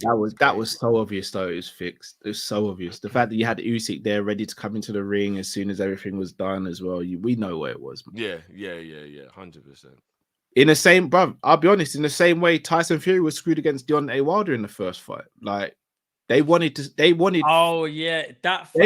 Remember they wanted Wilder to win that fight to boost his profile, so then he could fight Anthony Joshua and make a mega money fight. And Fury spoiled it. Fury came in and said, "Yeah, because they can only do so much. Because in America's known for having the WBC champion. Like that's their bread. That's them. The most like that was the only reason Wilder fought Fury, because Wilder didn't have a big enough profile to go to the negotiating table. Sorry to cut you guys. Did they fight 2 or 3 times? It was 3 times, isn't it? 3 times trilogy. Yeah, because it was a draw. Then it was 2 for Fury. 2 for Fury. Yeah. Fury, innit? Yeah. Galib says, Big up Kop-Ish, big up Palhinstein, indeed. Rest in peace to Matthew Perry, aka Chandler Bing, indeed, man. Yeah, that was some sad news still. That hit For hard, real, man. R.I.P. man. And I've been watching Friends a lot recently, ironically. So it was like Timeless, mad isn't it? when I got the news. It was like, oh, raw, mad. Yeah, it's timeless, Yeah. man. Matt's hairline says, Matt, I'll take you to a turkey and make my profile pitch a reality. No more Jovino settings for you, brother. Hey, see, No, Matt's Jovino hairline. was a madness. No he one- was a problem, you know. Yeah, Back in the day. Jovino was, I rate the confidence, man. I can't lie. Yeah. 100. 100. If my hairline starts going like that, I'm expecting one of you guys to pull me aside and be like, Cal, just deal with that, please. I would listen. I've already said like What, everyone. the Jovino hairline? Yeah, that was mad, bro. But he didn't Yeah, have a that hair. was- Didn't he get weave? Or no, that was Sagna.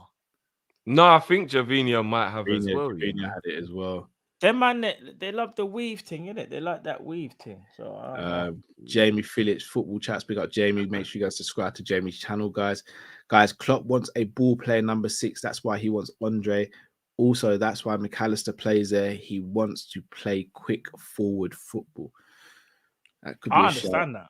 I do. I hope if we get Andre, people don't expect that we're getting like a Kante or a Mascherano. He's not that type of player. He's a No, but brilliant he's a very good, talented player who can play the 6 at a good level. Yeah. It's just what it is, bro. He's not a destroyer. He's not He's Palhinha. not a destroyer, yeah. Like I There's a think our difference. fan base has it in their head that he's the ultimate destroyer, and he's not. He's He's excellent capable, player. though.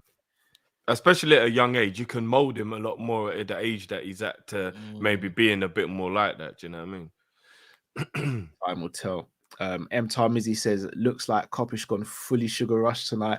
By the way, had a wicked pick up on the pun Saturday night. Man suited to kill pause. Matt, check the DMs. Got my R9 remake vapors as well. Oh, Tarmizi. I need Oh, to see sweat. those. Oh, Man, that- shit. Hold on, Mizzy. Let me check Tarmizi now, pitch bro. is deep. Still, is sick.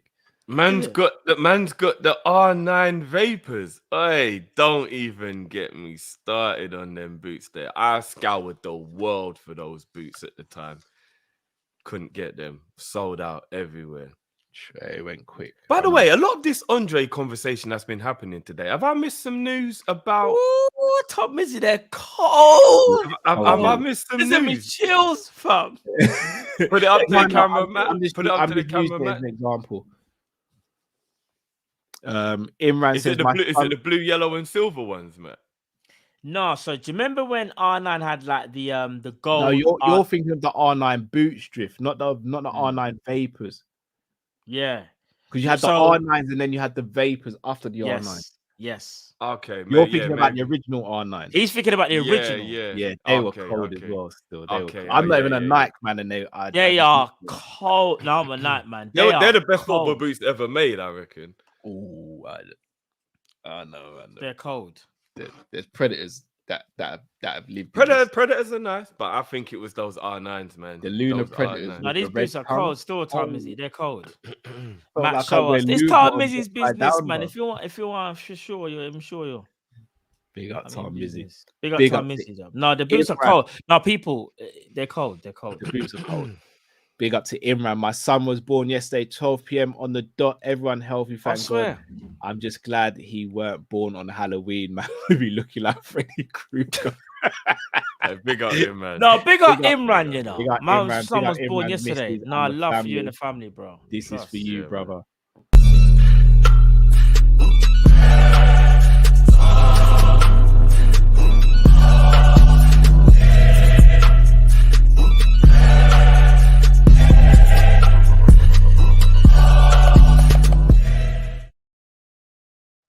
Up Imran, man. Big Big up, up, man. big up. Glad everything went well, man. Trust me. Jade activist, Cal don't rate Nunez. Jay, man, what are you doing? Jay, you know that's not true. Jay's such a stirrer, man. Matt's hairline says, Drift, welcome to the show. Remember when you said Darren Till was the next double champ, and Cal said that Ben Simmons is the best 3-point shooter? No, No, no.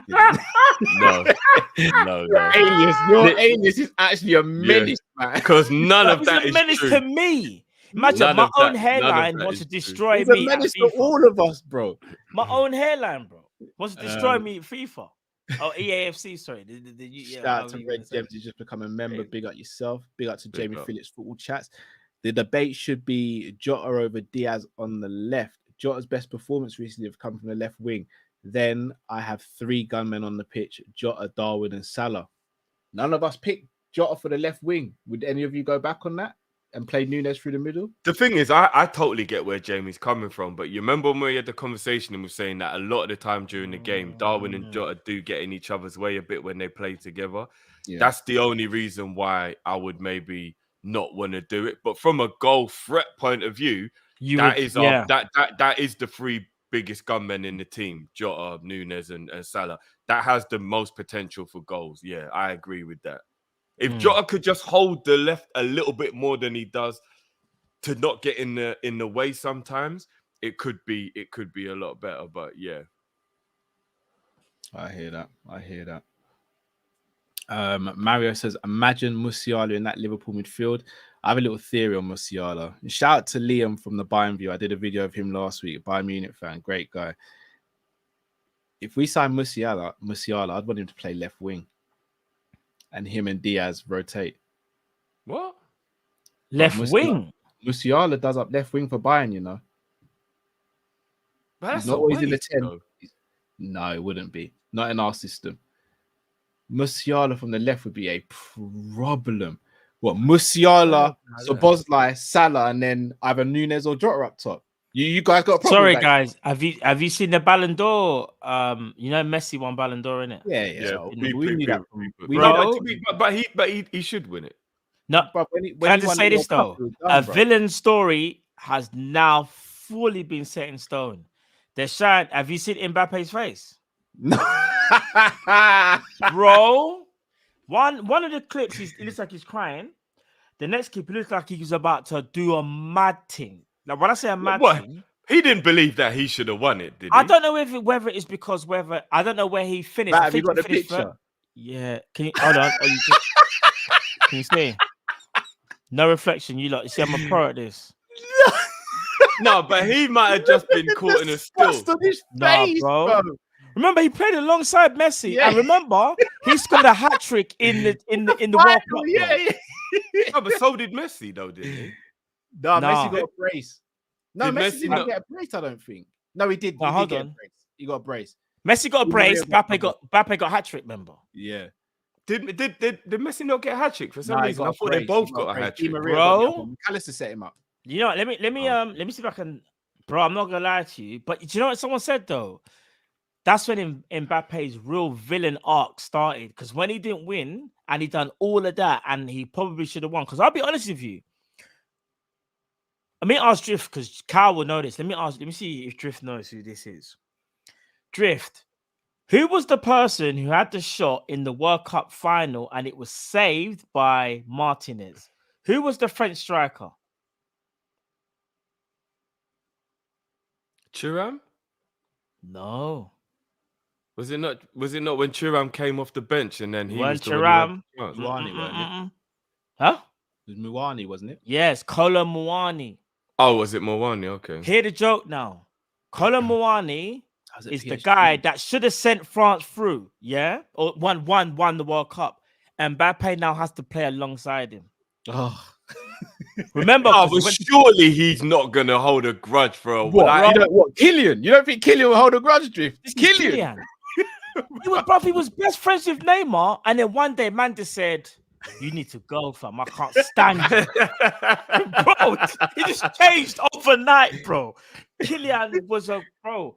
You see, what's so sad is, you can tell a lot of this thing is more to do with like ego and whatever, and like will to win. However, like, bro, his personality, I can see it has changed. He's gone from that kind of smiley face assassin to kind of like, I need to win at all costs. Bro, I'm telling you, Kylian Mbappe is different, you know.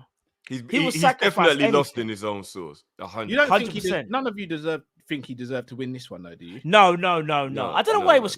I don't know why it was so upset. Because the wickedest thing is that it was hard. If you look at the World Cup, Mbappe was really good during the World Cup, but he wasn't carrying France. Like, I think it's safe to say Argentina pretty much was carried by Messi. Like they don't win that tournament without Messi. Do you know what I mean? And therefore, based on that, I think you have to give more credit to Messi's World Cup than you do Mbappe's. Do you know what I mean? So how But could then- Mbappe have ever thought but that bro, he had a can I- chance to win it over him? But can I be honest though? If Mbappe is not there, France don't get to the final though. I have to kind of say that as well. But I get what you mean about the whole Messi thing, because without Messi, Argentina maybe, but then they, I don't know, man. I look at both of them and just think, and you've got to remember as well, I'm not having any problem with Mbappe in terms of in the that clutchness of final, getting I'm gonna be honest. He I got a think hat Mbappe trick, but you got to outplayed remember, Messi. Mbappe was ghost for about 60 minutes of that final. I know he got a hat trick, but like, no, he was, man. He was. I'm Right. sorry. I'm He gonna was. be honest, bro. Drifty's right.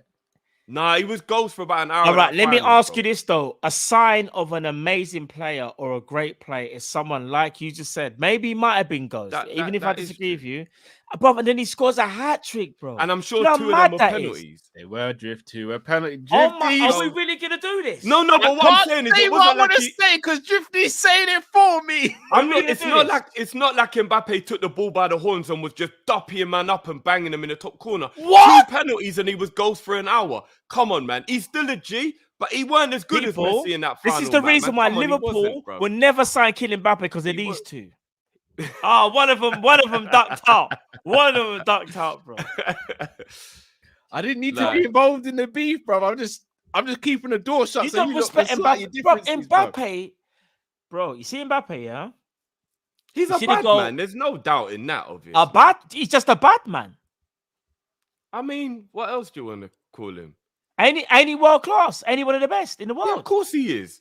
Yeah, that's what I'm saying. He's a bad man. No one's saying he's not a good player, but in the final, Messi was way more influential and way more involved in Argentina winning that final than I think Mbappe was. Mbappe was more involved in that final than Messi. Bro. And if you But include, but watch the it again, penalty- bro. In the What you final. mean, Di Maria? Di Maria, the real clutch man. But we won't speak Hold about on, that. hold on. We won't speak about Di Maria, What? shall we? Di What? Maria won't clutch. We Hold won't on, clutch, wait. no. Wait, no, we didn't Okay. say Oh, so you're discrediting Messi in the final.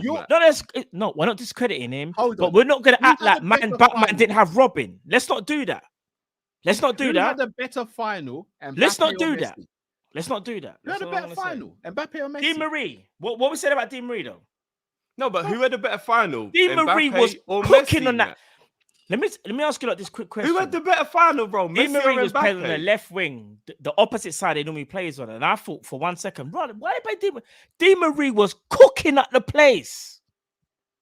Who was You the might not better respect player in the Mbappe, final man. out of It's Messi cool. and Mbappe, bro? It's cool. It's cool. Who was the better one out of the two, Cool, man? man. Who? Sorry. Who's the better player in the final, Mbappe or Messi? Mbappe had more influence.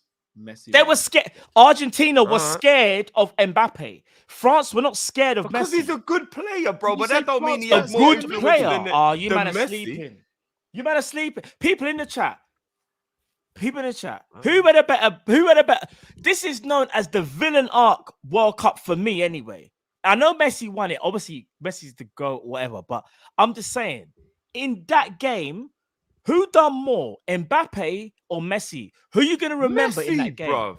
No, listen. Let the people chat. Let the people in the chat. No, what I'm saying. Boy, I'm stunned. I'm not gonna lie.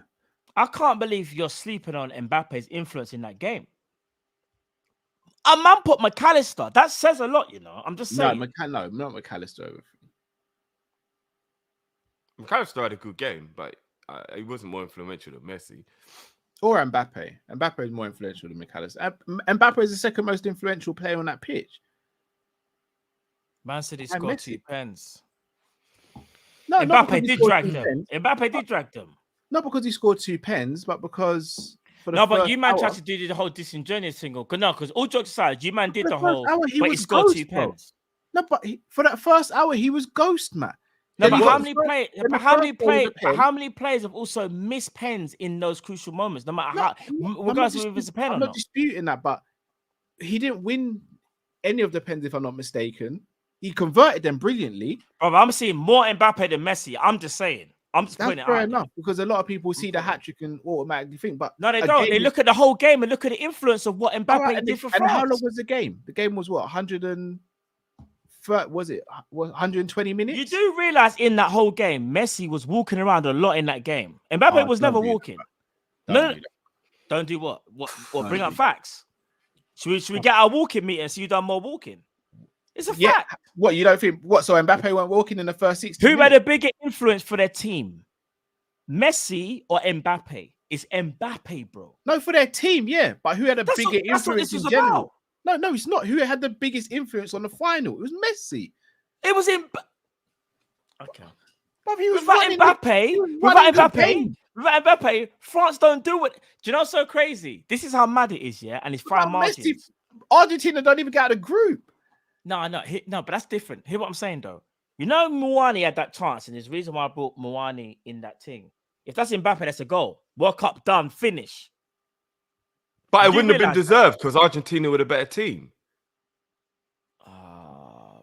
What? Well, you don't think Argentina were a better team in that? No. Bro, for the first hour, can I be honest? France didn't even look like they were going to be able to even get Hear what I'm into going to the say game. to you. Hear what I'm going to say to you. Matt, man. For the first hour, yes. Then France woke up and Mbappe said, hold on. What are we doing here? No, Matt. France were nowhere to be seen. Mbappe comes onto the scene and was like, it's my time to shine. I've been a bit, I ain't really done too much. Then took over. I mean, his in-play goal was a brilliant goal. But, I mean... you might don't want to give Mbappe his props. Messi's the GOAT. No, we're not saying that, bro. We're just saying Mbappe wasn't better in that final than Messi. He wasn't. We understand that. Messi was influential in the game from beginning to end. Messi and Mbappe came alive after an hour. I don't think Messi was influential for the whole game, though. He wasn't. Of course he was, bro. He actually wasn't. Go and watch the game again. He wasn't. I'm not saying every minute of the game was involved, but he had a very consistent final of being good throughout. Di Maria was stand out for like 50 minutes or whatever it was. I'm not trying to say Messi. So there was no one else that was good in the French team apart from Mbappe, then, yeah? No, it was just Mbappe.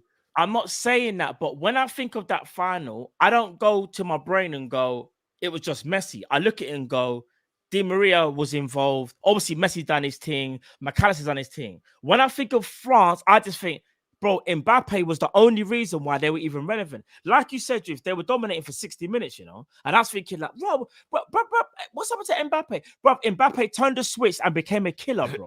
If man don't respect that thing, then I don't know, innit? I don't know. Because for like someone I said, to you've got to have balls to score penalties, but I don't think 2 penalties you can call him a killer. If you just scored 3 out of field, let's not do that though. Because we laud other players that score penalties, and if they miss, I don't laud a player for scoring a penalty. I rate you for having the bottle to do it, but I don't laud you. There's more chance you're going to score than you're not going to score in a penalty. If you don't want to give Mbappe his flowers, that's fine. But all I'm saying... So hold on a minute. So what you're saying is that if there's a penalty in the game, the person who scores the penalty in the game didn't have more chance to score than they had to miss. Well, therefore, that means 2 penalties being part of his hat-trick doesn't make it a great hat-trick. He scored 2 penalties in his hat-trick. You're making the penalties. No, but the fact of the matter is that you're bringing up the 2 penalties. You're almost trying to make it disingenuous. Because I look at that and go, Mbappe scored a hat-trick. And especially like for the influence, he didn't just score the 3 goals, bro. He nearly even scored a goal right at the end as well when he dubbed up like 3 man, but luckily someone got the block.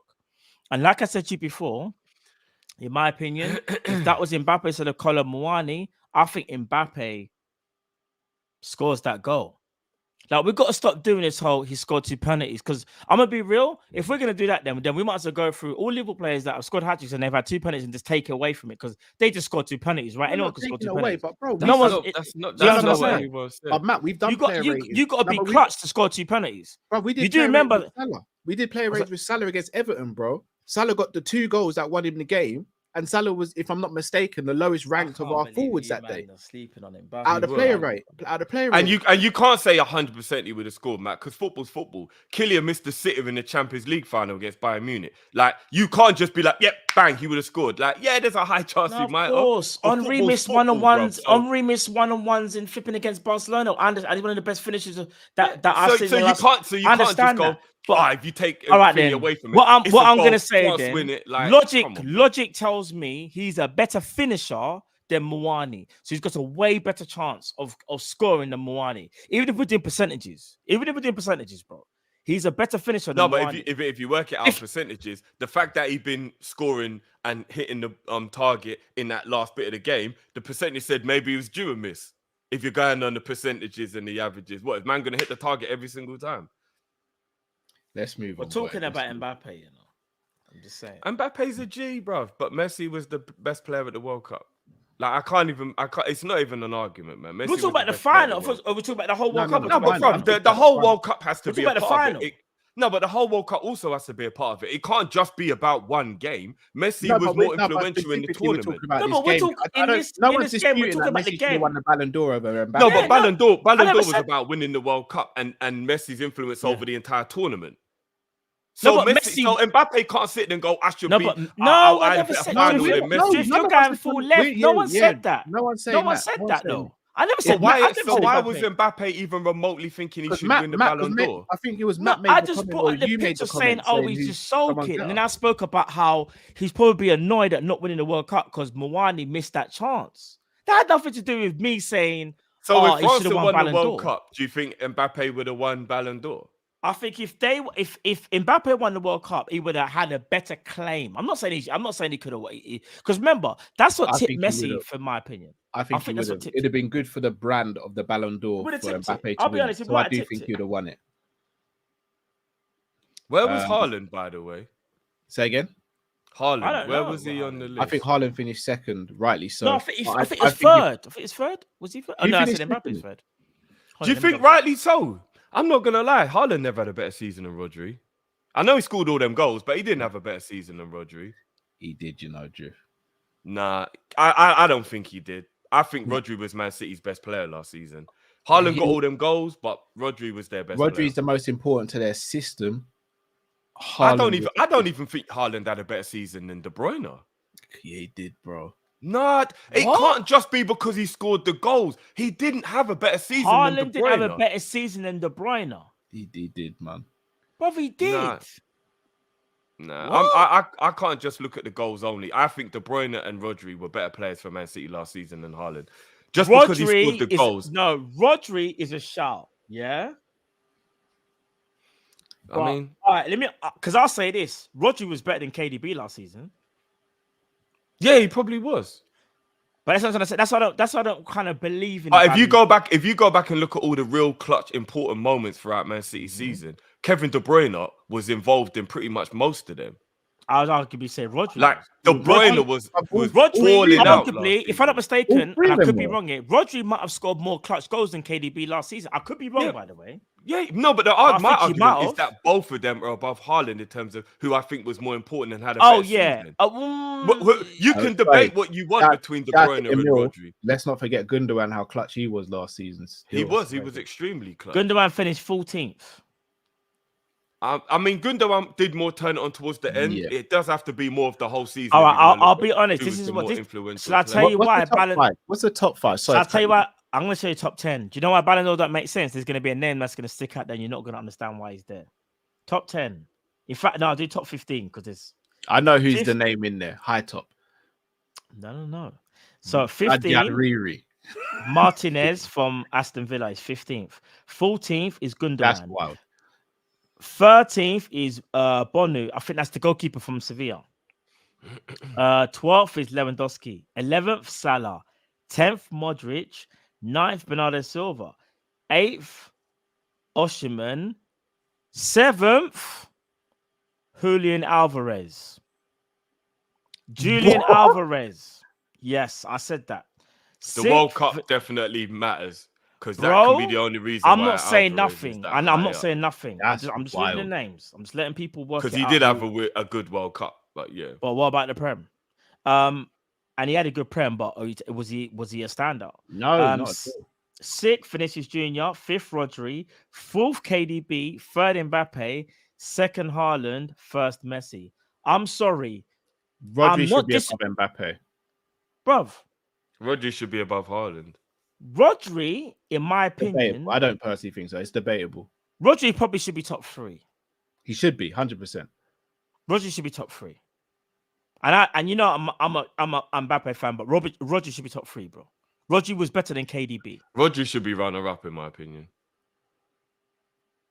I don't think you can just overlook what Haaland did. You know, Driff. No one's overlooking it. I'm not overlooking. No, I'm not overlooking it, Cal. I'm not. I know Haaland was wicked last season. Again, remember, this isn't me saying he was crap to say that there was somebody who was better than him. No, I know you're not. I know you're not. I just know that when I watch Man City, even though Haaland's getting applauded for putting the ball in the back of the net, De Bruyne's creativity was so integral to Haaland being that good in terms of his goal scoring.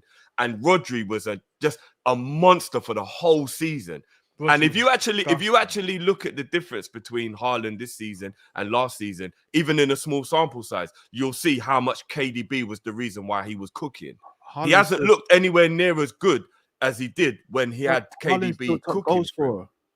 Yeah, but he doesn't look as good. He goes a lot more kind of like ghosting games this season than he did last year. Like this year, Haaland don't look as good as he did last year. And De Bruyne is the missing piece. But this is my point, though. Rodri. I genuinely believe Haaland's going to suffer in the way Salah does.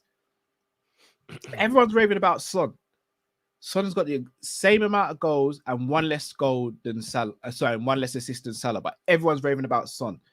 Haaland's already on 11 goals and 2 assists. And as you said, he's not even been too great this season.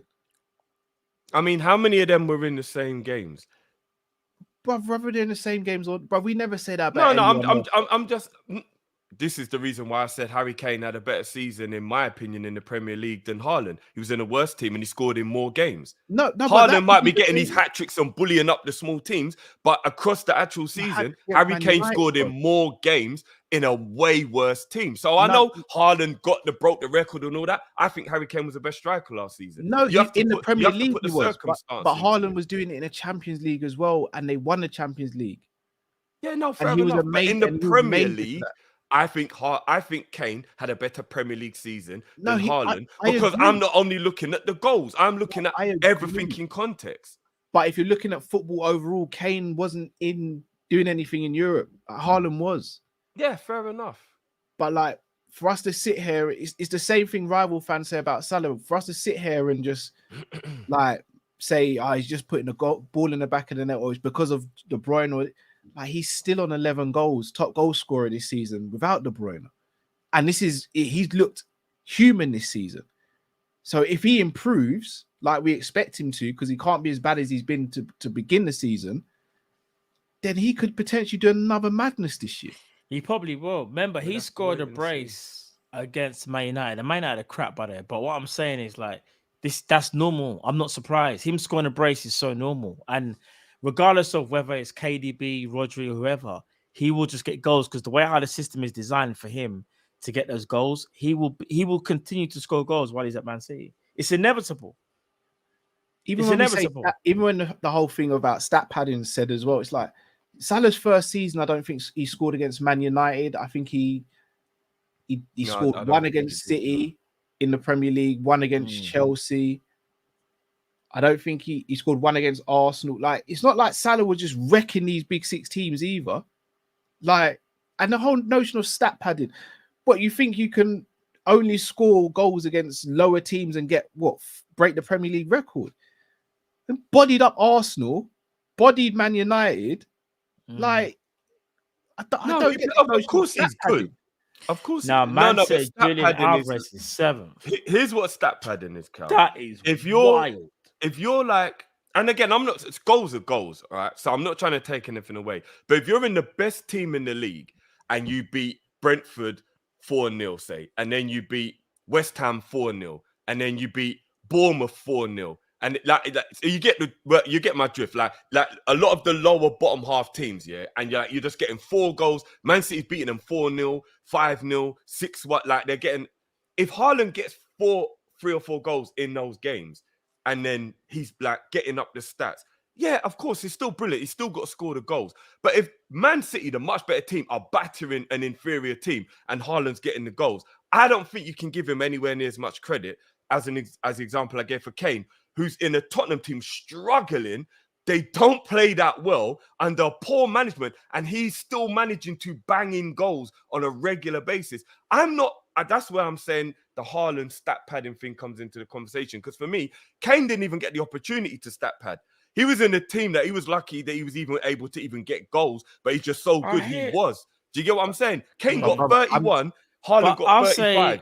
But Haaland ain't getting 31 goals in that Tottenham team. I told you that for a fact. I'm not debating you on Kane because I'm sitting on your side with Kane. Like, that's not even a conversation. I still think today Kane is a better striker than Haaland. Like, Kane's that guy. We saw it. But look what he's doing at Bayern Munich. So for me, the debate's not Harry Kane. The debate is, I see loads of people just say he only scores tap-ins. He only does this. He's playing at Man City. But no one was saying this about Lewandowski. Why weren't people saying this about Lewandowski? I think we got to be consistent now, because even though Kane's doing the madness, he played against Darmstadt and they were down to, remember, they had 2 men sent off. And I'm not saying his goal wasn't amazing, because it was. It actually was, but we got to keep it 100. When this was Lewandowski, they would say it's a farmers league, but now Kane's there. It's not a farm. Like, we got to be consistent. This is my point. Like, when no one was saying this about Lewandowski, but there was outrage that Lewandowski didn't win the Ballon d'Or, and rightly so, because it got cancelled. I never heard one person say, but Lewandowski's playing in the best team in the league, you know, he's playing in the Farmers League, or check how many tap-ins, check how many people are creating for him. Some people. Muller broke the assist record that season for Lewandowski. I've never heard anyone say that. But when it's Haaland, we go, he's playing in the best team. Like, if that's the case, why didn't Jesus break these records? Aguero, all these other strikers that played before him, they didn't. No, Cal. I'm doing that in my comparison to Harry Kane. When people say I'm wild for saying that Kane had a better season than Haaland. No. That's the reason I bring it up. Season. He had a better Prem season. Yeah, a better Premier League season. Yeah, because obviously Haaland was in Europe or whatever. I mean, but a lot of people would have said this about Salah if he never scored a goal in either semi-final or the final. Like, can you imagine what abuse Salah would be getting if he didn't score a goal in the semi-final or the final? No, but again, bruv, we were furious. Never scored in the semi-final. We were furious in 2018 when Salah didn't get a shout for the Ballon d'Or, because look what he did. He bodied the league and he bodied Champions League, and I don't think he got top 3 that season. So it's like, no, but this is why should have been Virgil. No, Virgil was 18, 19. That was 19. Yeah, 18, 19. This is also my argument for why Rodri was more important and had a better season than Haaland as well, in my opinion. Because I think in the bigger games, I think Rodri was more influential. So that's why I think Rodri had a better season than Haaland. The Rodri one, I'll debate. Like, Rodri's special, man. He was the most important player last season. I don't like him at all. Gets away with murder in the same way Fernandinho does, or did, should I say? But he's a phenomenal player. Like, the Rodri one, I'll debate, but I still edge it to Haaland. But if you're going off Ballon d'Or, Julian Alvarez is the seventh. That's wild. That's wild. He's the 7th best player. And Julian Alvarez is a top footballer. He is. He's a talent, bro. Never be in that. You know what's so crazy? This is gonna sound mad, yeah, but I would have said that season, Saka was more influential than my man. Influential. Yes. Yeah, of course. Last season. It's not about numbers. I'm talking about more influential. Because if we do the numbers thing, you do realize Salah got the 3rd highest GA last season. Yeah. It was only behind Haaland and Mbappe, but he finished 11th. Make it make sense, people. So what are we doing? I'll say Martinelli was more influential. Yeah. No, I would say Saka was. January, you know. No, Martinelli was actually their top goal Saka scorer, was more consistent throughout the whole season. Martinelli had spurts where he looked better, in my opinion. Anyway. I think Martinelli was there from beginning to end, you know. No, I think he was there from beginning to end. I mean, if there's any Arsenal fans, no, I remember a lot of Arsenal fans saying towards the end they think Saka. No. They gave the excuse of fatigue and all that, but I saw a lot of them saying that he weren't putting in good performances towards the end of the season. I think Martinelli kept going right to the end. But Martinelli fell off towards the end. He fell off, bro. No, I don't think. I'm sure he was the one that was still scoring even when they weren't playing well. Season round, Trossard was the one that was coming off the bench and kind of saving. He was the match winner. Still, let me get a drink. I'm sure Martinelli was the one, but now though, Vinny Jr. was. Hold on, Vinny Jr. was 6th or something. I think so. Yeah. I think there's no way Vinny's lower than he was 6th. He was 6th. Yeah. Only one above Julian Alvarez. Hold on. Benzema weren't in that. Benzema was 16th. Ross. How good was Benzema really last season in comparison, though? Go ask the Liverpool players, bro. Yeah, but we were You know, just at Real Madrid? crap in that game. But I think he was Real Madrid's top goal scorer last season. Yeah, He's been Real Madrid's top I'm goal asking. scorer since Ronaldo left every single season. And he was Bagging like, 30 that's on a wild. normal 30. Just averaging 30. I'm just That was asking because Ben. I wasn't really paying attention to Benzema last I'll season. tell you Benzema. Benzema was on a matting. Yeah. Benzema- Matt, you have AJ says, Matt, you have my EA ID, brother running like Forest. All right, we'll talk, bro. We'll talk. All these people want to send me these things until I pack them in on EAFC. All right, cool. Hope you Top actually 3 play the game. boots made and best boot brand. My favorite boot brand is Puma. I'm not sure about Mine's Adidas. what I think. Mine's Nike. Can it be a best if it's your like if it's your favorite? You would think that's the best, I guess, isn't it? Technically, I'll tell you what I think. Yeah, I've gone Lunar Predators, R9s, and Puma Kings as my top 3. Really? My top 3 are R9's Originals, Air Brasilia Romas that Totti had. Trust me, they're so unique. And my third one would be Adidas F50s. With the first I know ones. you're a winger, bro. I need something to protect my foot when I'm going to 50. Nah, all I cared about is it needs to be light so I can It move. needs to be light. That's a wing wizard, you know. No, it's real though. Bruv, every winger or striker I knew, light boots. Me, And people give me used to look something at my that's gonna boots and be protect like, my bro, like your boots, like they're made out of like paper. So it's like, no, bro. I don't care. Like, as long as I can still be quick and do what I need to do. here's the wickedest thing. That if anyone even knows what these are, then they're an absolute fucking legend. Drift, as just well. answer your question. Benzema last season got 31 goals in 43 appearances. The season before, 17th is wild then still. bro, I'm telling you, bro. The season before, he got 44 in 46. No, I know that he got Ballon d'Or that year though. Yeah, He won Ballon d'Or that year, bro. The season before that, he got 30 and 46. Yeah, go on. My go on, top go on. 3 boots are the Ronaldo R9s, the Beckham Predators in white. I can't remember the actual. Those are the Lunars. Oh, the Lunas, yeah. Oh, I remember the white ones. no, it might not be the Lunars. No. There's another one that Hold came on. before that. Let me Let me just see if see. I can find them. I need to let me find them exclusive. Hold on. Luna, did you say they're called? Yeah. Yeah, the Puma Lunars. Well, not Puma Lunars. The Adidas Predator Lunars in champagne. It's My champagne. favorite The boots. gold ones, yeah. No, they're more of a cream. I actually had them. They used to be my football boots, and I lost the stud, and I could never find the replacement. Someone took me out, and I lost one of my studs. This might take me a bit long to find. Anyway, I'm sure people will know mainly the Predators, and Puma. Say You Later is my third favorite boots. I know a lot of people. You see the Puma Kings. They're number 4. Big shout on the. I thought you'd have gone Puma Kings third. Nah, these boots here. For anyone who knows about these boots, they were. Listen. They had a gel cushion pad that ran through the whole middle of the boot. Oh man, these boots were sensational. But I know this is completely just me doing my thing because I know there ain't gonna be no. Do you know what these were? These were the boots that Stoichkov wore in the '98 World Cup. I think it was. I can't find the boot. Was it the '98 World Cup? And I think Anelka wore them as well. But yeah.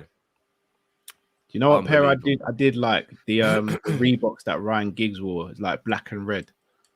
I think they might have been like one of my first AstroTurfs. Right. They're them old school Reeboks, boy. Yeah. Jade Activist said Mbappe took it personally. MJ voice, he did. No, he did. Sarim says Ngannou was my first name backwards on Saturday.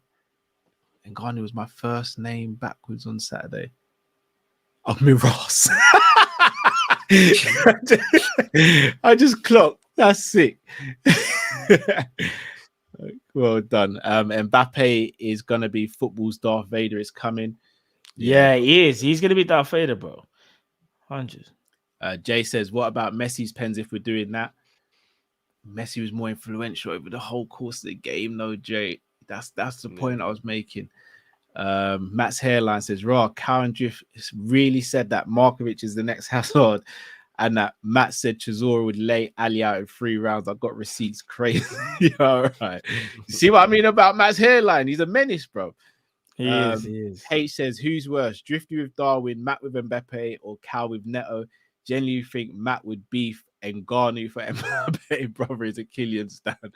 Well, we would have let him beef Ngannou, especially after what you saw. I would never beef Ngannou, ever. I mean, I'd let him beef him if the bag was big enough, but You're moving crazy.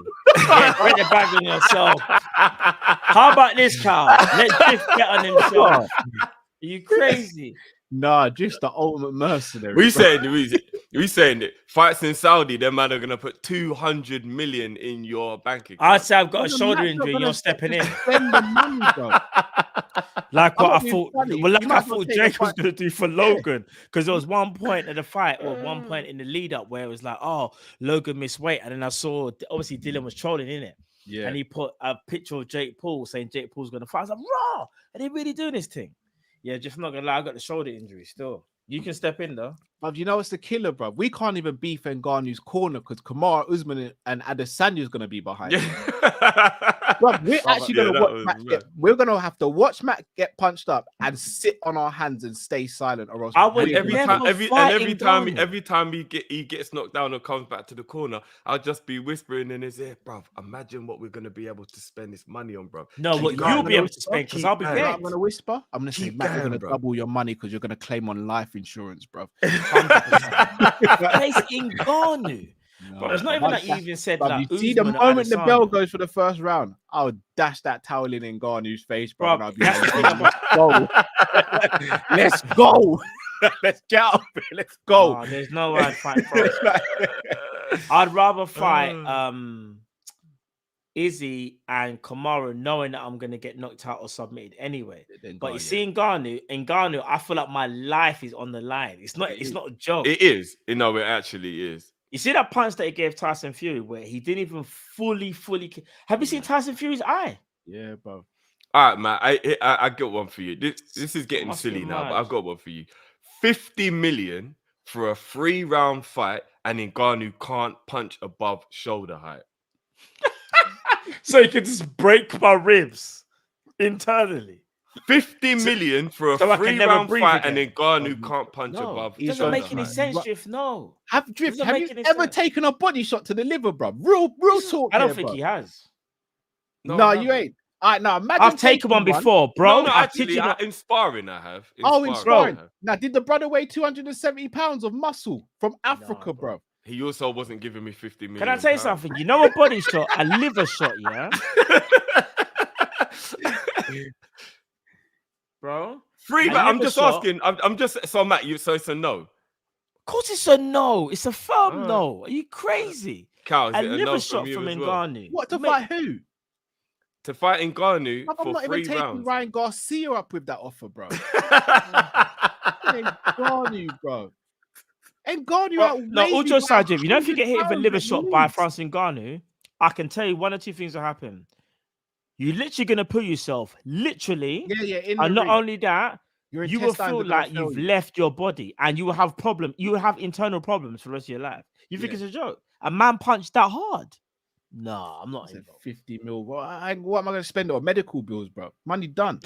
In it. Time I pay taxes, pay my trainers, and then pay medical bills to reconstruct myself. Money's done. I'll be back When at do we get to zero spend the again. money? Might as well When just do we get to not spend the take money? five. When do we get to spend the money? Now, if you said Ben Askren now we can talk. I'm just 50 saying. mil for Ben. Yes. Punch it. I'd get in Are the you ring crazy? with Ben Askren for 50 mil. You crazy, bro? See, you see how the name changes people. I don't Without a shadow of a I doubt, don't I'm getting know. in the ring Listen. with I'd do Askren it. for 50 mil. Carl, Don't lie. Askren ain't doing Don't lie enough to the damage people to on me there. in a Please boxing don't lie, fight for me bro. to not spend that money. I'm telling you. Don't Don't lie, please. Let's bro. just Don't move lie, on. Let's please. just move on. No, don't lie like that. Don't lie like that. Man said, "Oh yeah, I don't think I would." You know. Remember, bro, I'm a content creator. I could bump into these man at any time, bro. Like, Bruv, I want to bump into Ben Askren and hear there's oh 50 my mil on the days, table. bro. 50 million, I'm Cal. gonna be real though. If you bump into Ben Askren and he's talking smack, he's already thinking he's gonna take you 50 million. down. No, he can talk all the smack he wants. He'll brock me up in a street fight. But in a boxing fight, Ben Askren for 50 million all day. Where do I sign the paper? All day, where do I sign the paper? As long as you give me 3 months to get myself in shape, where do I sign the paper? Man said 100%. 3 months, you know. 100%. I'm not involved. 100%. I'm fine. Now, you could do it, Drift. 3 months. I think you could do it still. Bruv, I don't even care if he beats me up. 50 million pound. Bruv, I'm in it. I'm in. What Ben if Askren, what if I told you it's 1 minute, but it's MMA rules? No, but that's different though, because it twists me up and snap my neck. I'm if it just, was no, MMA. I'm saying 50 that's not mil. the same thing. No, hear what I'm saying. 50 mil, but it's just a 1 minute. 1 minute MMA rules. What you say? You taking it back? How long do you think it'll take him to snap my neck? Well, you think he need longer than a minute? Yeah, bro. I said that like 60 seconds ain't a long time in the grass of a snake, bro. But you could do the running thing. You can run around. You could try to do the Masvidal knee. Bruv, all he's got to do is dive and grab my ankle, brother, and then it's game over, bro. If he gets that single leg, it's done. Yeah, it's done. I ain't getting in there with no MMA rules. What weight are we fighting at? Hold on, Cal, you would take an MMA fight, but you think I'm crazy for taking a boxing fight? 1 minute. Nah, Carl, you're moving mad. All Man right. said, "What weight that's gonna change something." I never said I'd take it. I'm just asking the question. People, I'm putting it out there. Oi, No, I never said I'd do it. Carl's calling for this middleweight, MMA fight Cal. again. Ben Askren, middleweight. What, 185? I couldn't even cut down to Probably 185. I'm being honest. Probably not. I'd have to do So some what weight would serious you want to cut fight weight. him at, Cal? Who, me? I didn't say I'd Catch want to weight. fight him. Why But you lying asked for? what weight though? No, I was asking for you, bro. Why you lying, bro? I'm not fighting anyone, bro. I'm a content. 205. Would you fight me 205? Nah, 205. Slower pace. Really? Yeah, but I'm You not. could fight at 205? But I'd have to pack on a lot of weight, bro. Sure.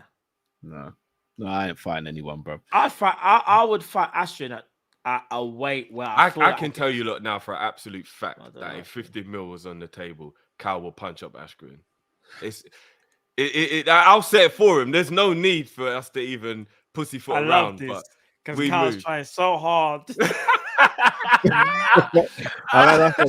I could be across the table from one of these lot one day, bro. And if this gets brought up, then Bro, no one Cal, said Ben disrespect him. Askren would Wait. not beat you in a boxing fight. He wouldn't. I don't think he would. He would And not even- beat you in a boxing fight, He- bro. what it- We all know he would not beat you. It in a might cause you boxing problems. Bruv, 'cause everyone he's thought Ngannou. Everyone thought Ngannou would get smoked against Fury. Nah, this bruv. is different, bro. This That's is different, totally bro. different. Bruv, anything can happen in the ring, bro. There's two guys I would fight for mixed martial arts in just a boxing match. Him and there's another guy who used to be in Strike Force. He's got in fact, it might be worse than Askren. On my days. I know who you're talking. McCade, No, McCade, not Mc. Yeah, he's Machida. McCade. Not Yeah, Machida. no. But when I say he's bad, he's bad. I think he's American. Jake Shields. Jake Shields. Oh, Cal okay. knew already.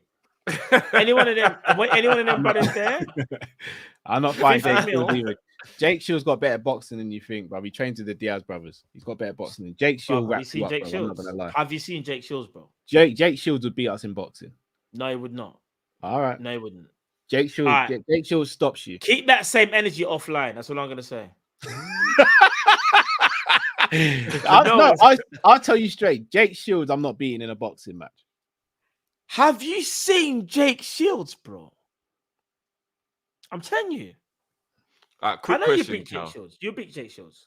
Cal. You beating Carl. Carl beat me. One round, £1 million, MMA rules, CM Punk.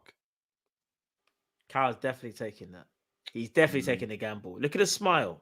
No, I'm not. I'm not fighting, bro. Now I know he's bullshitting. Have you ever heard him use his centers? I'm not fighting. I'm not taking the fight. I'm not fighting. I actually think CM Punk would do way like, bro. CM Punk's been knocking out wrestlers in AEW, bro. CM Punk ain't no pushover, you know. No, it's not a pushover, but you wouldn't even get damaged badly enough for it to be like you're good enough. What it is, that you the wouldn't damage be you would scared. do, it would be worth No. the risk. It would be worth the risk. CM Punk would wrap me up in jiu-jitsu for a start. I don't know. You think? about that. You think so? What do you mean? Do I think so? He's way higher jiu-jitsu? belt. I know so. He'd wrap me up in Okay, jiu-jitsu. fair play. Here's the thing, though. You see CM Punk here, I look at him and think I wouldn't be scared, even if like it sounds weird. I'll be apprehensive. They're like different fighters, like so. CM Punk, I'll be apprehensive to fight him because I think he obviously can do a lot. Whereas, like, see Ben Askren, I just sound so bad, man. Ben Askren one day is gonna see this, you know, and he's probably gonna see me one time in the club and choke me out, and then show it on Instagram and be like, "Yo, this is the guy that was talking best, man." But then I would just be like, "Yeah, but like it was a choke, innit? Like I'm talking about fighting, but yeah, it's certain We're fights, talking about boxing with boxing gloves on, boxing rules. 50 mil, 100%. I'll sign on the dotted line. Sean O'Malley? Are you Gosh, crazy? no. So I mean, You might as well say what Max Holloway as well, yeah? yeah? Hell no. I'm not fighting anyone, man. I ain't doing it. Not doing it. Jay says Di Maria won the first pen and scored the second. No, very true. Very true. Swear. Yeah. Peterson says Messi was involved in all the goals in the final. Mbappe was dead until Colo got the penalty. Matt, you're my brother from the beard, but you're wilding. I'm not wilding at all because it's crazy opinion. But Mbappe should not even be third. Haaland, KDB / Gundogan were better. Mbappe missed sitters last season. Messi gave him golden passes. No, if we're gonna do that, did you man see? Beard still. If we're gonna do that, Peterson, I need you to act like you didn't see the compilation of Messi's whole career in PSG, and act like you weren't missing sitters that he would normally score. But we won't use that though, will we? We won't do that. Because Drone said right? Mbappe slowly becoming like CR7's ego. I do kind of agree with that. Man's acting like he didn't see Messi in the French league. Like there's a part of me that thinks it might be worse because at this young age, he already seems like he's as bad as like Ronaldo was at the peak of his ego. So all jokes aside, it might get worse. All jokes aside, just quickly. Messi's time at PSG wasn't great, was it? No, it wasn't. No, it wasn't. No. And that's what I'm trying to say. This isn't like a thing, but what he done at the World Cup was sensational, but people sleep on his career at PSG. Oh, yeah. And his whole career at PSG was not what I thought it was going to be. I have to be honest. I'm being honest. AJ says, Kopish versus Ngannou, who wins? Ngannou in the first 6 seconds. We'd be lucky to last 6 seconds in the ring. It doesn't matter if we, you know, when they say like in the movie, like, why is it everyone takes like everyone goes at one time? We could all run and try to hit Ngannou. Someone's gonna get KO because Ngannou's gonna pick one target who he thinks is the most dangerous. He doesn't know who that is. He's gonna pick one. That person's knocked out. That leaves 2. Ngannou's stronger than all 3 of us. So like, there's only one winner. It'd be you'd look at that scene and be like, that's a horrific crime scene. Yeah, how many people did this to these 3 men? And when they're like, it was just one man, they'll be like, oh my goodness, get the snipers in. That must have been a shark. Yeah, I've got a brethren who's wrapped up 3 men. Oh yeah. So, I know it can be done.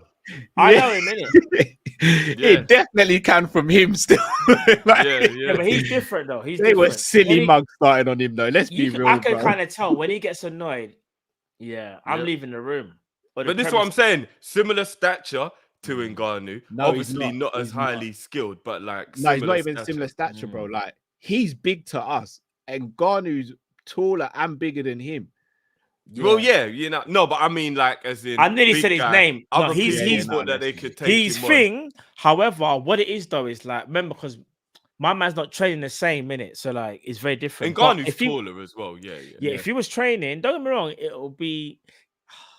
Yeah, no, but it's our brethren's a warrior. He won't go down. He's a warrior, but I think Ngannou would. Long getting into a fight. It wouldn't be a fight with him. You just getting beaten up for however long he wants to beat you up for.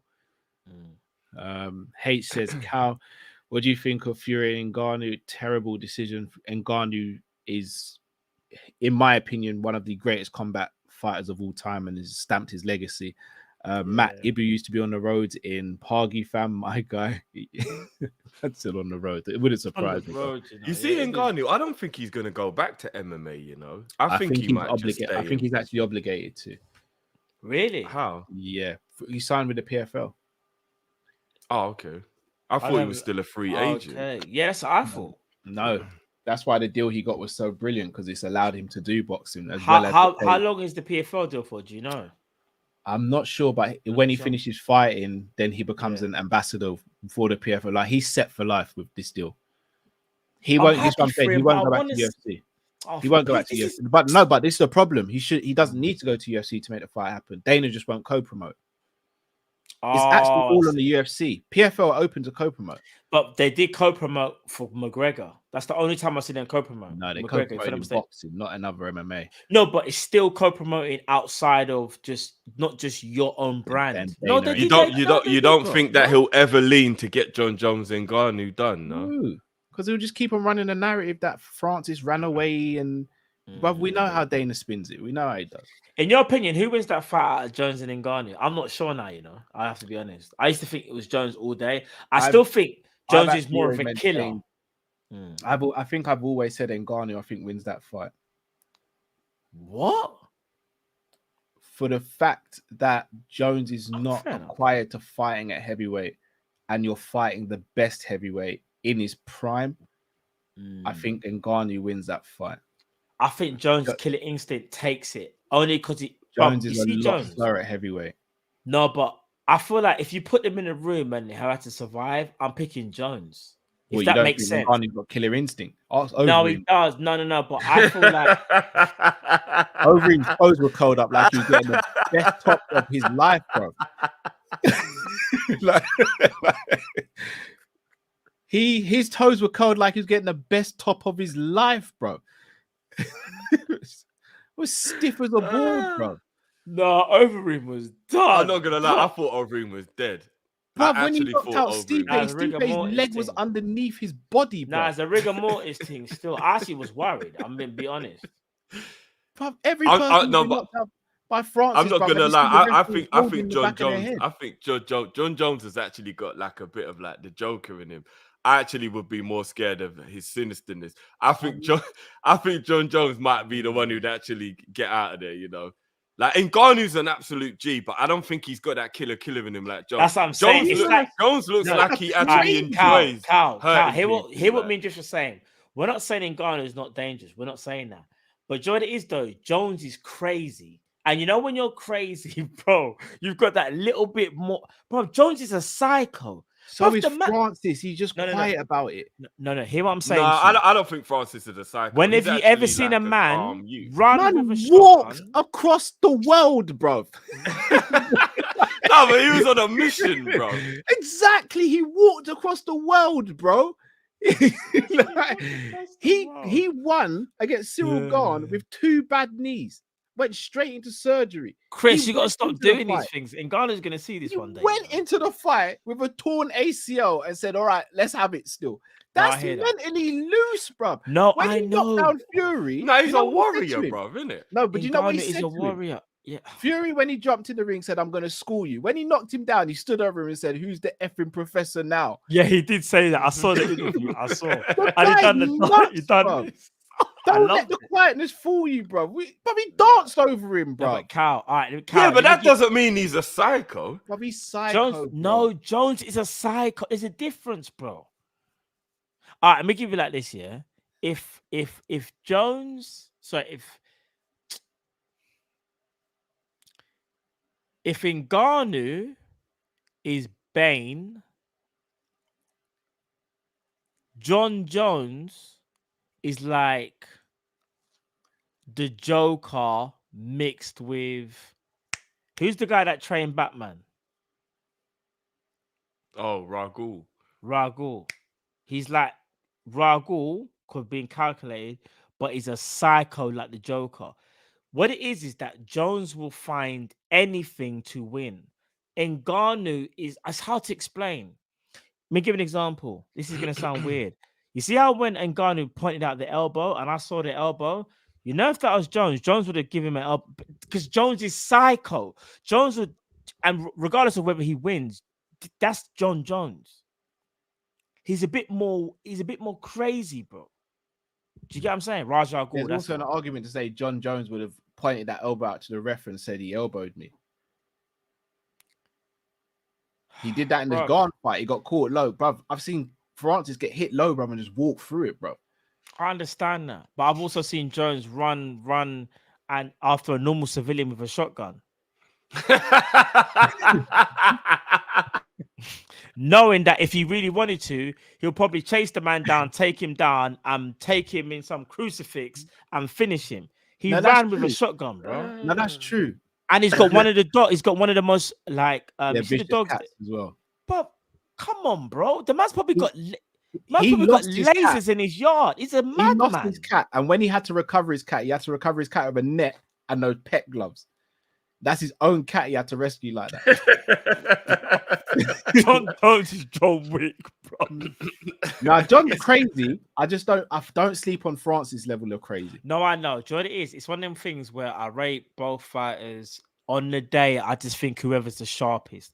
Because all jokes aside, Ngannou could catch Jones and Jones will get knocked out because Jones is still a human being. But on another day, I can also see Jones taking down Francis, and Francis been in trouble because the ground game, even though he's strong, is not as skilled as Jones. No, that's true. I think if Jones takes it to the ground, this is where Jones wants it. Remember, Jones just, like you said, Cal, who's got the best who's taken the least amount of punch? What was that stat you told me? He's got the best defensive fighter for light heavyweight history, I believe. Bruv, has he fought someone but France only needs to graze your chin once, bro. I agree with you that Francis is the one who's got the most chance of being able to beat Jones. That's a fact. But I don't think Jones loses any fight unless he beats himself. I genuinely don't. Like John Jones he's a different kettle of fish. Yeah, man. did you see when they bumped into each other? Say this though, Jones took 3 years out to bulk up to fight Francis. But because that was smart to do. That was smart. You don't just go. He didn't bulk up, bro. Come on, man. Let's not do this. No, it wasn't just about bulking up. It was about getting used to carrying that weight, getting used to fighting at that weight, getting used to walking around at that weight. Well, he didn't do it literally for the whole 3 years. What we're saying now, it was a process, isn't it? All right. And that means he's naturally the smaller I can't guy. say too much because I'm trying to build a career in that state, in that side of things as well, in it. So we'll speak offline about that stuff. 100 mil in January. Which 3 players do you buy, boys? Paulina. That's your money. That's your money gone, bro. Your mum just said you start with a whole list, and you just picked up a bottle of alcohol. Snickers, bro. No, he just bought. His mum gave him £30 on a list, and he just bought a bottle of Henny. He just bought a bottle of Henny. Just walking down the road and be like, yeah. I'm saying because Paulina can take a half the budget. Half, but Paulina will be about 80 million January. Nah, not 80, Jeff. 60. It'll be 60. Nah, more in January. Bro, yeah, he's 28, bro. He's not 20. But you know, January prices are bumped up, man. And plus, I'm saying Paulina and Andre. English tax as well. Paulina and Andre can't talk to me. Well, look at that. I'm buying 2 players, and I still think we do better than the 3 players. Paulina and who else, sorry? Andre. Got a release clause. Yeah, that's right. What about you, Jeff?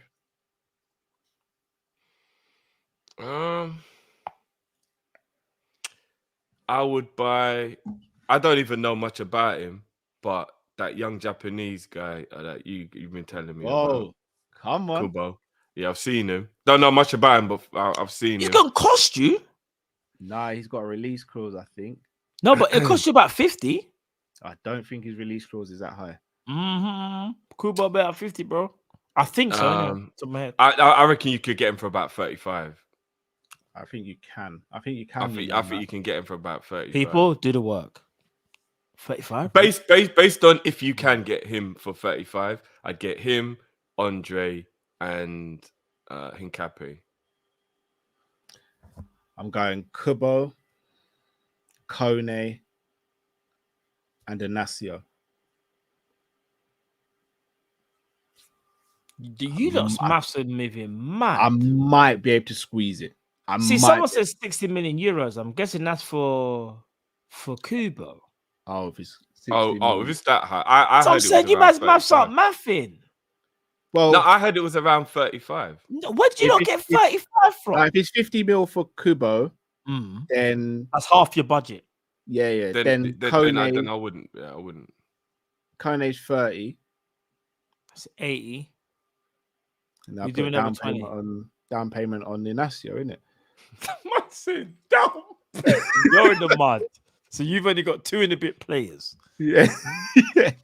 Man's trying to do the whole, we'll pay now and pay the rest later in the year. Which could work because Liverpool are good at payment plans. You never know. To be honest, I don't need 3. I'll just buy Palhinha and have some change. If we bought Palhinha in January, I think we'll win the league. I'd go if it was just 2 Kone and Ignacio. I said Palhinha and Andre, but now thinking about it, maybe Palhinha and Hincapié. Potentially. I don't think we win the league. I don't think you could get those 2 for 100 mil, man. Palhinha and Hincapié for 100 mil. You don't think you don't think they can run? No, because I think Palhinha will be about 70 mil. No, it won't be, bro. Bro, if he was 56 mil in the summer to Germany with no English tax added on, and now we're talking about January, a harder window to buy in, bro, he's going for about 70 mil, bro. I'm telling you. I can guarantee he's not going for he's going for 60 max. Remember, it's also just so kind of like stock. It's keeping the value, not necessarily adding to the value. Because remember his age as well, bro. And Yeah, the fact we're only 4 months down the line for me. No. But I think he's the type of person, just from out of all the players he mentioned, that will push for the move because of the club that he plays for. I don't know, man. He signed a new deal, unless there's a release clause in there. Maybe he's happy to stay up for them. I'm telling you, you can go and get Palhinha for 60 mil. Zach says, sorry I'm later. We talk about Kurt's cat. I have no idea who Kurt's cat is. I'm not too sure. Yeah. Kurt AJ, Angle. What's the best meal you can personally make? Probably be a Caribbean dish. I'll probably say for me, fried chicken and rice and peas still. Surprise. Why did you say that about Cow and his Caribbean? Why are you gonna do that to me, bro? No, Why? chicken, innit? Oh yeah, but it ain't gonna be. Well, yeah. For me, no. Johnny is. I like. I prefer. Actually, no. I do like a lamb and a beef though. I can make that, but I don't think I make it as good. I don't make it as good. I'm not really a great cook, so yeah. I did I ain't a great cook either. Mean roast turkey leg yesterday. Oh yeah. With like, how would I describe it? Like a cheesy pasta? Oh gosh. See, I can't even. Yeah, the cheese. I'll probably make I'll probably make rainbow trout, with my garlic, kind of like special garnishing that I do, with rice and vegetables. Or I'm not gonna lie, the missus taught me how to make the most banging, spaghetti bolognese. I knew you was gonna say that because I'm not gonna lie, spag bowls like. She taught me it. Trust me, she taught me how to make spag bowls top banging. Well, you know what we're gonna do then? We're gonna have a spag bowl off. Pause. Whatever. I don't know how people would have perceived that, but we're gonna spag. Yeah, whatever. We need to do that though. I'm down for that. Bowl? Yeah, I'd be down. Because I'm gonna be honest, there ain't no loser because I get to get a spag bowl. You might make your pasta from scratch though. Yeah, of course. No. Oh, what you say? What do you mean from scratch? What? As in, do you like knead it? Do you roll it out? No. Do you like? Yeah, no, I think I you might make it from scratch. Yeah, of course from not, scratch. No, of course not, bro. Of course not. He's got time to make pasta, that, bro. For me, you had me thinking, hold on a minute, this guy. I thought he was being truthful as well. No, definitely not. I wish. It's just a straight getting it from the shop, but obviously, like, yeah, I'm about the pasta. I don't use spaghetti though. What's your favorite one? Mine's Fuz. Is it Fuseli one? No, Fuseli? I use linguine. Mine's Fuseli, the twirly one. Mine's Fuseli. That's my favorite one. Fuseli. Oh, your favorite pasta? Yeah, pasta. Yeah, I think it depends on the dish, you know. No, spaghetti bolognese. I don't know why. I just like. I know people like that's more of a pasta bake, then, isn't it? Yeah. Rather than spaghetti bolognese. No, That's but I like debatable. Fusli. I like Fusli. For me, is my personal favorite. I That's still fair. make the bolognese, but maybe it's just the pasta that I prefer. I do to like use. tagliatelle as well. Oh, it's Tagliatelle is man. nice. Yeah. I big up to Hugo says Kop-Ish. That's a sick one. Cooking with Kopish from AJ as well. Episode 1. Yeah, it might make a little something happen. I'm just worried that I eat with the food people. I'm not gonna lie. Kai Lewis says, who out of you three would have had the best individual seasons playing football? Who would have the most Ballon d'Ors out of you three? Well, I'm last in this one. Why would you say that? The wing wizard would have the most. I'm last. One's a winger, one's a striker. I'm a centre defensive midfielder. Like, Listen, I ain't winning nothing. if you're Rodri, you can reach. And look where Roger just finished, bro. I ain't winning it. You can reach 5th, going Yeah, by the yeah. 60 stacks. Yeah. You're Drift Mbappe. would be Erling Haaland at number 2. So I guess that You're- makes me Messi. No. Drift is out here stat padding against So these- shameless, bro. I'm just saying, Drift is out here stat padding. Remember, Drift told you about the I characteristics. said I'm the best of all time. Drift just said, "Oh yeah, well, I'm pacey and I can finish." I'm The just wing saying, wizard. Drift. Man said I'm messy, you know. For those that have seen football, yeah, but I was a bad man at football. Man, you keep making Man it said worse, I'm bro. messy with chest. I just said, Nah, yo, big man, I'm dude. messy. I'm You serious keep at making football. man went from Iron Robin to Hazard to Messi. It's getting worse, man. But do you know how? Do you know why I think I'd win the most Ballon d'Ors? Shall I tell you why? Man, them are gonna start calling you man like Messi. Shall I tell you? No, let them. Do you want to know why? I've got the arrogance and the belief. You man ain't told me different. That's how I know I would win the most Ballon d'Ors. I'm just saying. Maybe you Well, would. I know I definitely wouldn't because I'm in the least glamorous position. Pause. Just saying. Yeah. I mean, Pause, the people, pause. the people have been, the argument we had earlier on was that goals should make you a Ballon d'Or winner. I think I'd score the most goals out of us three. You So would maybe I know, would have Drift. this You shot. actually would though. No, I think you would. That wasn't an argument, Drift. I still No, but said Messi. Drift should would- win. Nah, I heard that goals should win you Ballon d'Or It's earlier the, on. who do you think? Actually, no, let's not do that. No, if Drift scores the most goals, then obviously you're Haaland. That's why I said Haaland, bro. I know mean, if I played In a the team with you- conversation that you're trying to say, but there's no way you're getting me on camera to say I was as good as Haaland. That's for damn sure. No, I'm not saying that. What I'm just trying to base around the characteristics. Carl's saying he was a serious DM. I'm calling man Roger. Obviously, we're missing about. I'm going by the what the list is saying, and I said Roger is 5. Even though I'd rather be we all called agree Michael Roger should be Owen, top 3. By the way, though. who I also know, I won a know for Ballon a d'Or. fact, if I played in a team with you, like I'd have to do bare running for you, man. I know for a No, I Well, you worked know the hard, wing bro. wizard ain't getting back. That's for damn sure. I know I'd have to cover pure ground, but I'd have to turn into Kante in our team. Look, if I score a goal, I did my job. This is what I mean. I'd have to be Kante. Drift I'd have moving to like be Kante. Nunez out here, you know. If I score a goal, I did my job. I was a menace, bro. I didn't give the defenders a moment's breathing space. I was an absolute menace. What about if the ball was in the air? The ball's in the air, then I might have to stamp on a toe or elbow in the ribs. You get me? Man doing a story, just The pretend ones. No. But you gotta remember. You see the way they make footballs now. I think I'd be all right. In the 90s, them footballs weren't made to be headed. That's why Brother, man you got think I could say that concussion to and my brain manager? damage and them thing there now. Everything that the goalkeeper kicks out from the back then was hitting halfway line. Who do you think's got to deal with that? No. It used to always fall for the strikers. Well, we had a goalkeeper that was brilliant at kicking. And you know when he kicks it and you hear pang and you just hear it and you just know and it's like, yeah. Hey, my Troy, God. you're out of order. Bro, I Yeah, had I've headaches ordered. after every game. Yeah. You No, man there's a just- reason why that you man get all concussion the thing's plaudits. real. I'll be honest. All the I girls was at the headering. sideline will be cheering for you lot while I'm going home. Grazed knees, bust up toes, bro. Toes just mangled.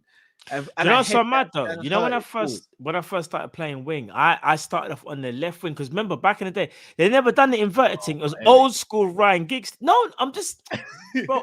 I'm not And saying I was then, man, Ryan just Giggs. basically, I just transitioned over to the right, became unstoppable. Iron Robin.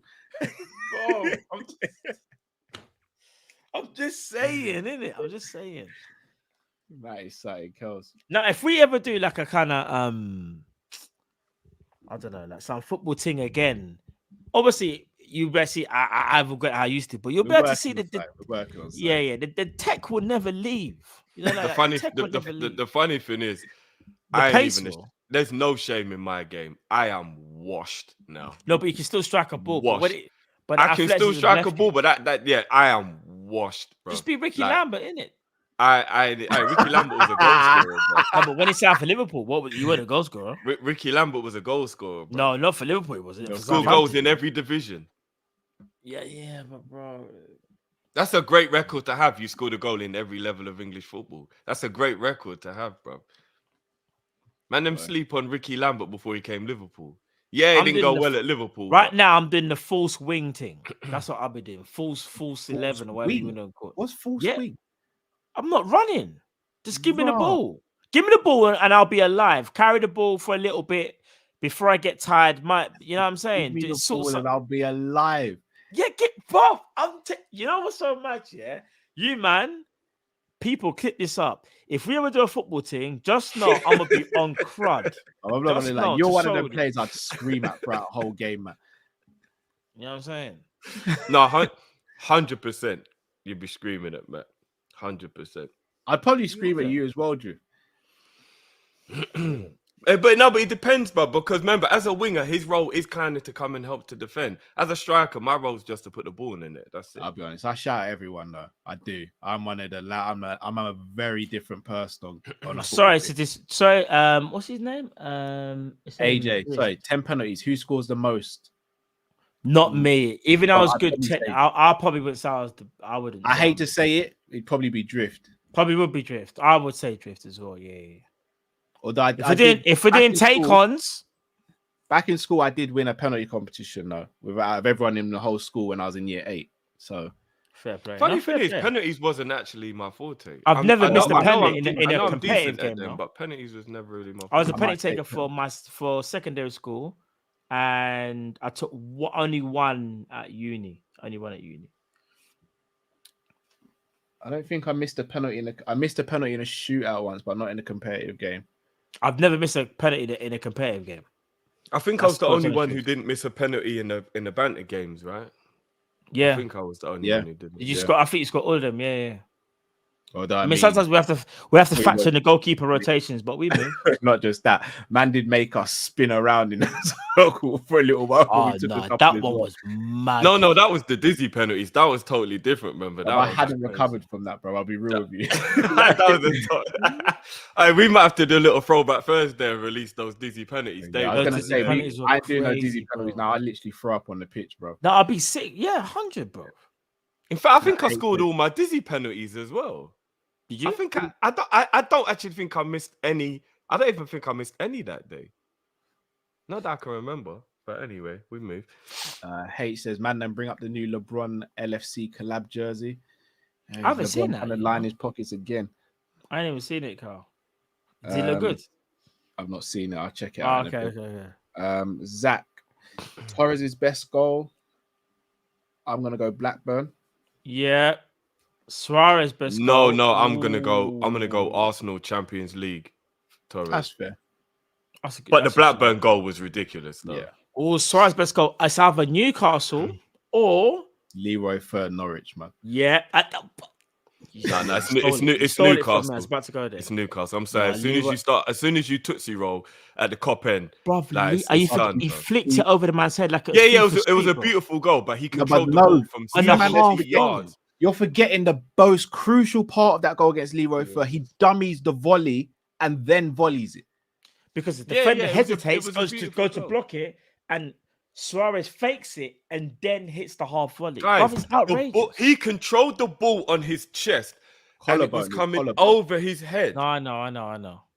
He didn't turn around and control it. He somehow managed to get gravity to kick in just as it was like, go and look at that goal against Newcastle. That's because I have no idea how that goal's even possible. Suarez actually might be the third best player behind Messi and Cristiano Ronaldo. But there's an argument. Of this generation? I think that's a fact. I think that's 100% a fact.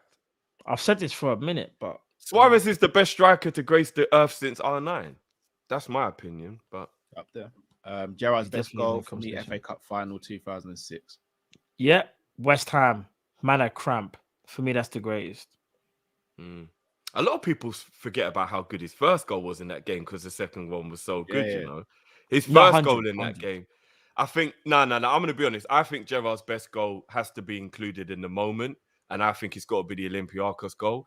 But I totally have no issue with anybody saying the West Ham goal. But that Olympiacos goal was like the moment, the occasion. That's how we won the Champions League. Because if you didn't score that goal, we don't go FA Cup through. Like, final, bro. He's out on his feet. We're losing the game with We're a couple losing the seconds game. left. Yeah. I hear you. I Olympiacos, hear there's you. still time to score that third goal.